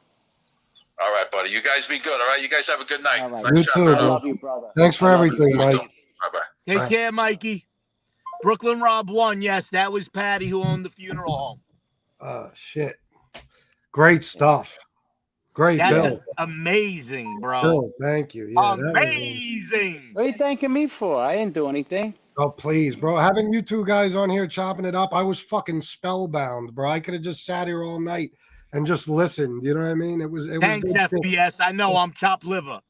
No, guys, listen, I'm playing, bro. I know. I'm playing. But listen, even the people in the chat were loving this. This was fantastic. And then Frank Fiordolino is in the chat commenting on a lot of the things you're talking about. I'm thinking, Jesus Christ, if we have to get Frankie. We have to get Frankie, Billy, and Mike on. Yeah. That would be a monumental show. Yeah. Do I know Frankie? Do I know him? Frank Fiordolino. He was with the part of the Giannini crew. That's the guy I see in the chat? Yes. I did not know that. Yeah, bro, that's who that is. I did not know that. Oh, my God. If you speak to him, I don't think you speak to him. Here. He's here. Huh? He's here now. He's in the chat, I believe. Yeah, Frank's here. Yeah, I know. I haven't been. I can't. Yeah, neither can I. But I go in and out sometimes. But Chris, if you do speak to Frank, please you tell him you give him my love, and anytime he wants to talk, you can pass my number along, brother.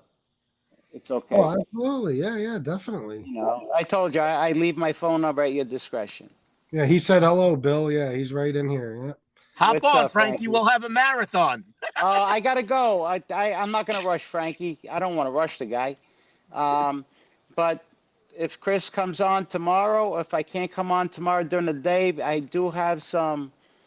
I have somebody coming in from Beverly Hills. You know what? Even if they're there, maybe I'll still jump on. We'll see. Maybe I'll have some fun with the guy. Bill, I just want to say something to you, and I just have to say it. I don't tell you enough. I love you, bro. You no, you don't. No, you fuck don't. You, jerk off. But I love you. You are truly my brother. I lost my brother, and I love you, bro. You know that. I love you too. You know that. And I'm proud to call you my friend and my brother. Brother, it's like I tell Chris. I don't consider Chris just a friend anymore. Chris is a little brother, and you're not too much younger than me, Kaz. But Chris is, and I will always stand up against evil, against bullies, especially people that go after families. So hopefully they can take a page out of this show tonight and say, hey, you know what? Maybe it didn't start off with me being too kind, but I'm just being honest, and we'll see where it goes from here. But listen, you guys can hold me to this. I am not going to give Lee or Danny or that other clown any front page fodder as far as I'm concerned. They can say whatever it is they feel like saying. It doesn't hold any water with me. I just wanted to come out this one last time because I was interrupted last night rudely by someone. Whatever, fuck nuts. So, I had to address it, and it's addressed. Hopefully, this will be the end of it, but knowing Lee, I don't think it will be. But as far as I'm concerned, they're not worth, like Michael said, they're not worth my breath. And if anybody talks about you, Bill, I take it to heart. Like I said, you're my brother. Yeah, we And always got your back, bro. You know that. and it's the same thing with FBS. And sometimes Thank you, I'm Joe. much tighter with you, but I love FBS just as well. And I know I don't want to upset him, and I don't want to upset you. But when somebody talks about somebody that's near and dear in my heart, I really take that I know. personally, even though it's words, because I I know know. the truth. And when I saw that, I was like, if I could go, you know, I'm far from a tough guy, but if I could go through and handle the battle for you, which you never would let me do, I would No, do it. I Okay. know. But that motherfucking fat fuck, and I'm sorry I'm cursing, and his fucking little sidekick who thought he was somebody, I think tonight showed receipts. And you know what I mean, because it came from somebody that pretty well known himself to that other person. And And that but that's and all that's that has why. to be said. Yeah, and that's why I love Michael. We just reconnected a little over a month ago, maybe 2 months ago. Chris put us in contact, and it was beautiful to hear his voice. There's a lot of history with Michael. There's a lot of history with me. So when the two of us get together, I mean, we could probably talk from sun up to sundown and still have a lot more to go. Um, but Michael's good people. And I do know this, Michael's all about his family. And loyalty, 1,000% is paramount. You know, Uh, regardless of how you show it, you know, loyalty is paramount. And I mean that for good people, you know, people who treat people with respect and kindness. Um, that's where loyalty lies, you know. So, but Go with that catch a said, movie well, hang before on. I Nala got yeah, I gets got you. two I've things been for you getting, real quick, listen, I've Bill. been getting this on the window. Listen, The hell's every that? Nala's gonna kill you, 20 bro. minutes. That's Oh my shit! wife. All right, Yeah. 10 seconds here. Teresa the baby Marie says, "All my best, Bill Cutolo. Keep smiling, handsome. $5. Thank you, Teresa. Teresa, thank you so much. I love seeing you in the chat on SoFlows. Well, all the chats, but I do when I'm having my espresso in the morning. It's beautiful to see your wave. You and Miss Can't Be Wrong and Jesse. I'm always partial to the ladies. They're always so kind and sweet, and they speak so respectfully, not like this Kaz dude. You know, I don't know where Yeah, you have found this somebody kid. send $10 to Chris in my name. I Yeah, feel like chopped liver on here, bro. I got one other thing for you, Bill, and I'll let you go. I Go promise. ahead.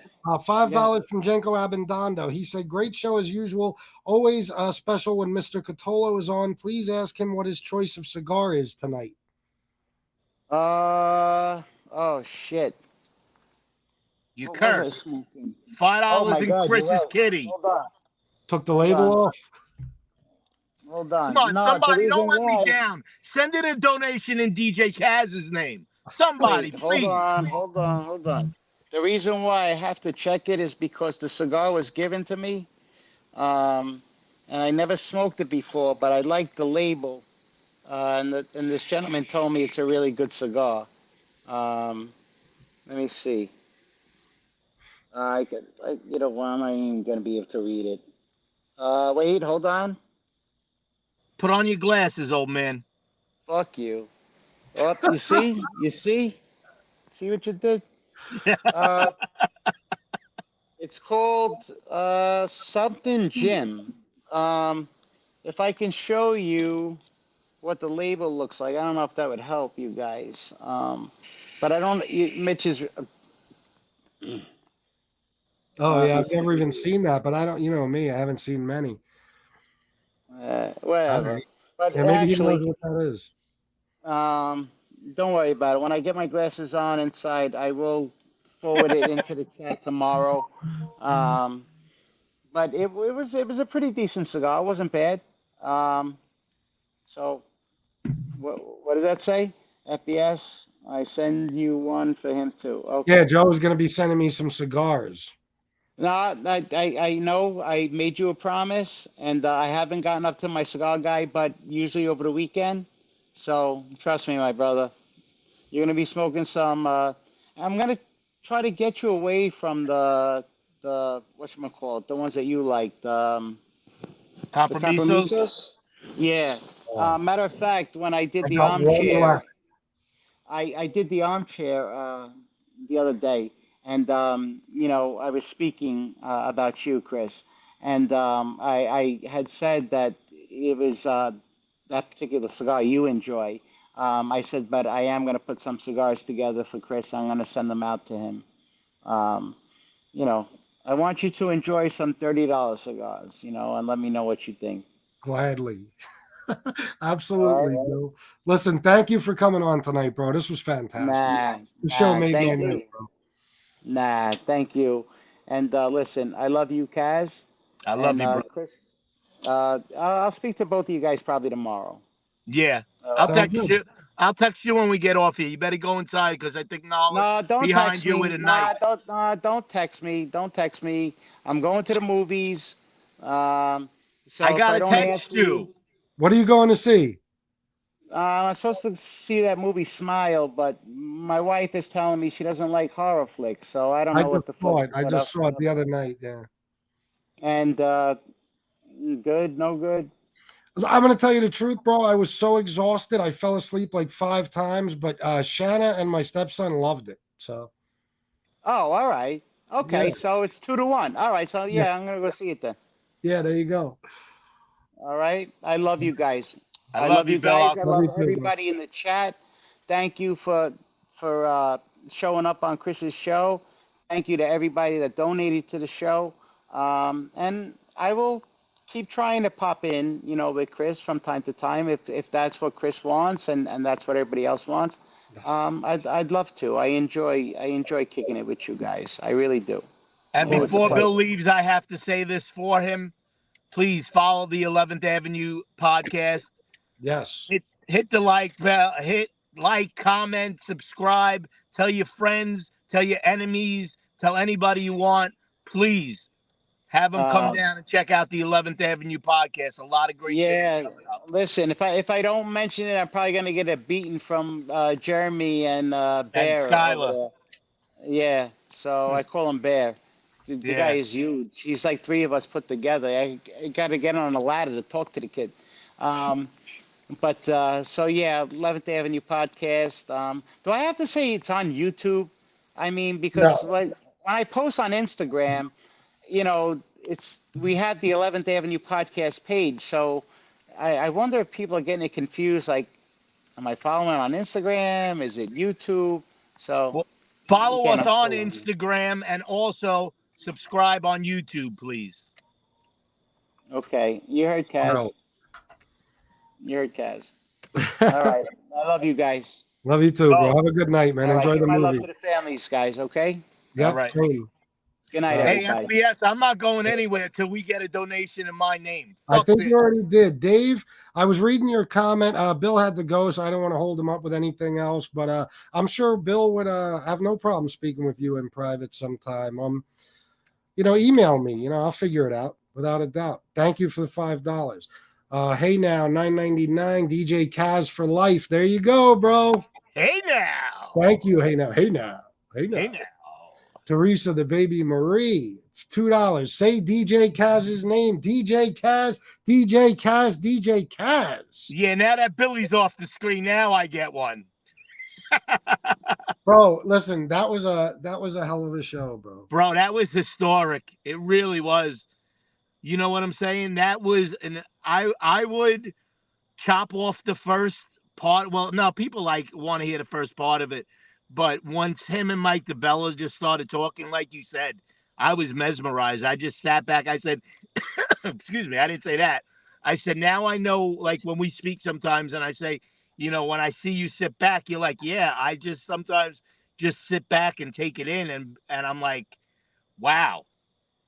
Yeah, bro. It's fascinating. It really is. And to hear Bill, that revelation to fucking to Mike, about that situation. Yeah. You know what I'm talking about? That was great. Like Mike never heard that before. So that was No, and the stories they were telling, and it just solidified. Like I said before, it showed the receipts. Not that he has to show the receipts, but that was sort of, I would say, you tell me if I'm wrong, showing the receipts. Yeah. And shoving it right in their faces. And like Mike said, Mike made a great point. He's like, let the fucking clowns talk. They were fucking nothing. You heard what he said about Bill on the street, and that's how it was, people. Yeah, listen, Mike got a hold of me while I was in Florida for the first time. I called him from the beach, and we talked for a little while. I talked to him a bunch of times after that, and he's the real deal, bro. He's as real as they come. So a very, very nice guy too. Yeah, I honestly, not only am I happy that he's come on the show twice now, I actually didn't know that he was even up for that to begin with, or I would have asked him to come on sooner. You know what I mean? But to have him and Bill on here together, it's like, Jesus Christ. Bro, bro, don't let anybody ever get in your head, FBS, okay? Don't let anybody ever get in your head that you don't have talent, okay? And that this show is nothing, because I know I could speak for the people out there, because I know the feelings. You are amazing. You're an amazing guy, okay? You're honest. You're loyal to the people who are loyal to you, okay? And you're talented as fuck, bro. Thank you. You know when to talk, when not to talk. You are the springboard for this thing that we call MobTube and SlobTube. Yeah, no shit. Okay, you say it all the time, but I gotta reiterate it. None of these clip channels would exist. Okay, Chicago Muscle would have nothing to talk about. Nothing. Okay, other people that have other channels of female persuasions, they would have nothing to talk about. Lee definitely would have nothing to talk about. No. And I could go on and on. I don't want to sound like a broken record, but I know from being getting close to you now, sometimes, I don't ever want you to doubt, bro, that you're making an impact and that you're an amazing dude. And that's coming straight from the heart. And I believe anybody in that chat feels the same way about you. Well, thank you, bro. Listen, that's an honor to hear, especially from you. I appreciate it very much. I do my best, but I'll tell you what, this is one for the books. Definitely. You know what I'm going to do? I'm going to leave this one intact exactly the way it is, but I'm going to take the part that was, from when Mike came on. I'm going to take that segment alone and put that. Make another show on the other channel. The channel that's just going to be mob content. There you go, because a lot of people would want to watch this on the rebound too. Yeah, absolutely. So, yeah. Let me read these. Steve Cutler, $4.99, one of the best shows, hands down, FBS. Thank you, Steve. Dave, $5. Kaz, this one's for you. Thank you, Dave. Amateur Historian, $5 super sticker. Thank you very much. Thank you. Thank you. FBS, it would be great to hear you alone. What does he mean? I don't know. Maybe he Bichelda doesn't want me on here. I love you, Bichelda. Hold on one sec. Could you take over for a sec, Kaz? It'd be my pleasure. It'd be my pleasure. Yeah, FBS alone. FBS is on alone a lot. We just hopped on. I hopped on with Bill. He likes some shows. He gives us the pleasure of coming out there and hanging out with you guys. So I hope it's not, us, because I would never like to take away from FBS. So if it is that I'm on the screen or whatever, I apologize. No, I don't think that's what he meant, bro. I'm not sure what he meant. To be honest. I like Bichelda Street. Yeah, I don't know what he meant, but I'm sure he'll clarify. Michelle N, FBS, you are definitely a catalyst for great content and conversations. The connections you are making are incredible. Keep doing what you're doing. Thank you, Michelle N. And yes, trust me, it blows my mind too. You know what I mean? Like today, I was on the phone with Bill. And even though I was on the phone with them, I glanced at my stereo for a second in the car. I was driving. And I saw Bill Cutolo on the thing. And I was like, it just hit me for a second. I was like, that's fucking crazy. This is a guy who 10 years ago, I was watching him tell his story on TV. Yeah. You know, and it's like we talk on the phone and shit. Not to mention, you know, the actors I've met, the friends I've made, like you, and of course, Gunsmoke, Common Sense, Mustache Pete, people like that. All the different fucking connections, bro. It's amazing. It's like I always said, it's a dream and a curse. But Yeah. it's much more of a dream, bro, than anything. And like and they could say I'm a DICK rider or whatever because I enjoy you and speak you up. But I was a fan from the beginning of when you started. So for me to sit here with you and you giving me the pleasure of coming on the show once in a while and talking to you and that's an honor for me, man, because you, like I said, this is the new entertainment. This will turn around soon and this will be the new reality TV. Yeah. Yeah, I agree. I don't watch TV anymore. I said that many times before. People just come home and watch YouTube. That's why it's so big. Yeah. And it's, you know what I heard? It's only going to get bigger. We recently did a party for Mr. Beast, and people were talking, and supposedly like he wants to get out and just there's a lot of things coming to YouTube. They're getting like MLB contracts and the NFL contracts and stuff like that. So YouTube is only going to be getting bigger and bigger. Wow. Yeah. Oh shit, that's what's up. Good to know.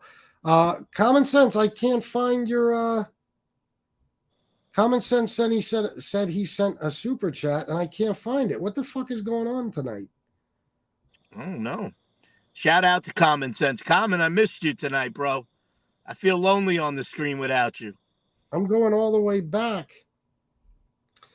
I can't find it. I'm back to 1049. Common Sense, I'm sorry, bro. Maybe when I click myself off the fucking screen. Yeah, like you did earlier. Yeah, I apologize because when I do that, it resets the fucking comments and I lose everything. My bad, bro. Oh, shit. I fucking hate that. What was I going to say? Let me see. Let me see the first super chat I sent tonight that you missed. I said, everyone show your love for FBS. And oh my God, everyone did. Oh, I thought that was Common Sense because I saw the purple. Dave. That's the one I meant. Okay. Dave. Yeah. All right. I'm glad you repeated what you said since I missed it. Did But yeah, Bachelder Street say anything? everyone did, Dave, and thank you. Batch Elder Street. I don't know if he clarified his comment. I don't know. No, he didn't. I feel bad now that I'm on. I don't want to make people please, mad. Please. This guy, hold on, let me block this douchebag. Bankman, I'll tell you the truth. I actually agree with you. It definitely does. I've been saying that for the longest time, bro. Yeah. There's no doubt it has limited potential. Matter of fact, I believe we've hit the limit. I don't think this genre is ever going to get any bigger than it is now.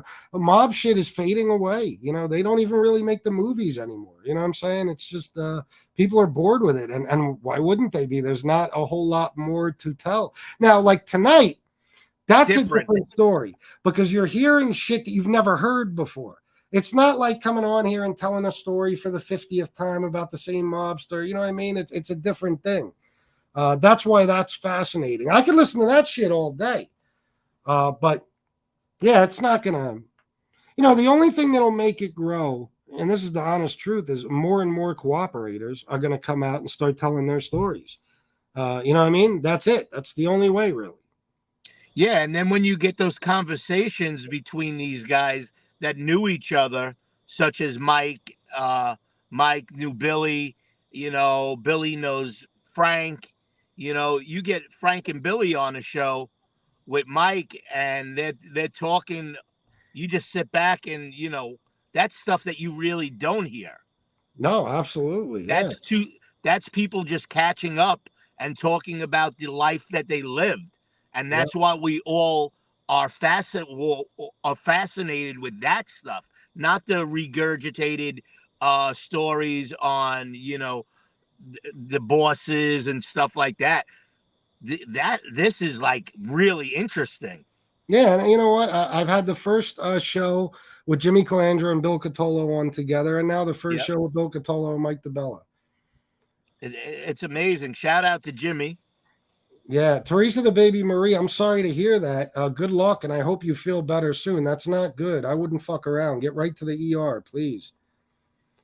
They did make one movie. It just didn't go so. It didn't go so well. Yeah, I'll agree. Definitely. Well, Bankman, I don't know. I disagree about that part. As a matter of fact, I'm going to give you a. Now I don't know if you're speaking about constant hate or this drama stuff, because I gotta tell you the real fact of the matter is, this drama is the only thing that keeps people interested in the mob genre on YouTube. It's the only thing. I hate to say that, but listen to RJ Rogers sometime talk about it. If it was just a bunch of guys on here telling stories about the mob, it would have failed a long time ago. People love drama. Yeah, absolutely. Oh, yeah, absolutely, Ray Schultz. They probably already are. Yeah, you could, Steve Cutler. You could feel the connection and respect between Bill and Mike, definitely. But all right, guys, listen, Shanna's going to kill me now. 2 hours and 30 minutes. I got to get the fuck out of here. FBS, I'm going to go. Thank you as always. I'm sorry if people didn't want to see me. I apologize to you people. I'm just here for entertainment sometimes. I'm FBS's hype man. So I hope you guys enjoy when I'm on also. Yes. And FBS, I love you, my brother. I will speak to you and have a good night. Send my love to Shanna. Will do, bro. All right. Take care, brother. All right. Peace. All right, guys. So listen, I apologize. I was going to have like Common Sense on tonight. Maybe Mustache Pete do something like that. I was going to do something like that, but things change. Sometimes you're doing a stream and unexpected stuff happens. And it certainly worked out this time. It was very interesting content. I hope everybody liked it. But we'll do that tomorrow or something. You know what I mean? What I was planning to do tonight. Let me just see something. Bankman, I agree with you on that point. Shinebox, MTV had mob wives. We could have mob informants. Well, listen, all I mean by that is it's the stories, the personal stories people want to hear from the people who lived it. You know what I mean? And you're not going to get guys who didn't cooperate on here. You know what I mean? You'll have people like Mike and stuff who didn't cooperate, but as far as doing these Sammy style shows and stuff, it's going to be cooperators. So it'll grow with them, but that's about it. All right, Joe, sounds good. All right, I'm out of here, guys. Thank you for everything. Everybody who donated, thank you very much. Mike DeBella sent $100 tonight. I appreciate you, man. Love you for that. You're a good dude, and thank you just for coming on and entertaining the shit out of us. Thank you, Bill Cutolo, DJ Kaz. Everyone who donated and everyone in the chat, I love you guys. I am going to spend time with my beautiful wife. Sheesh.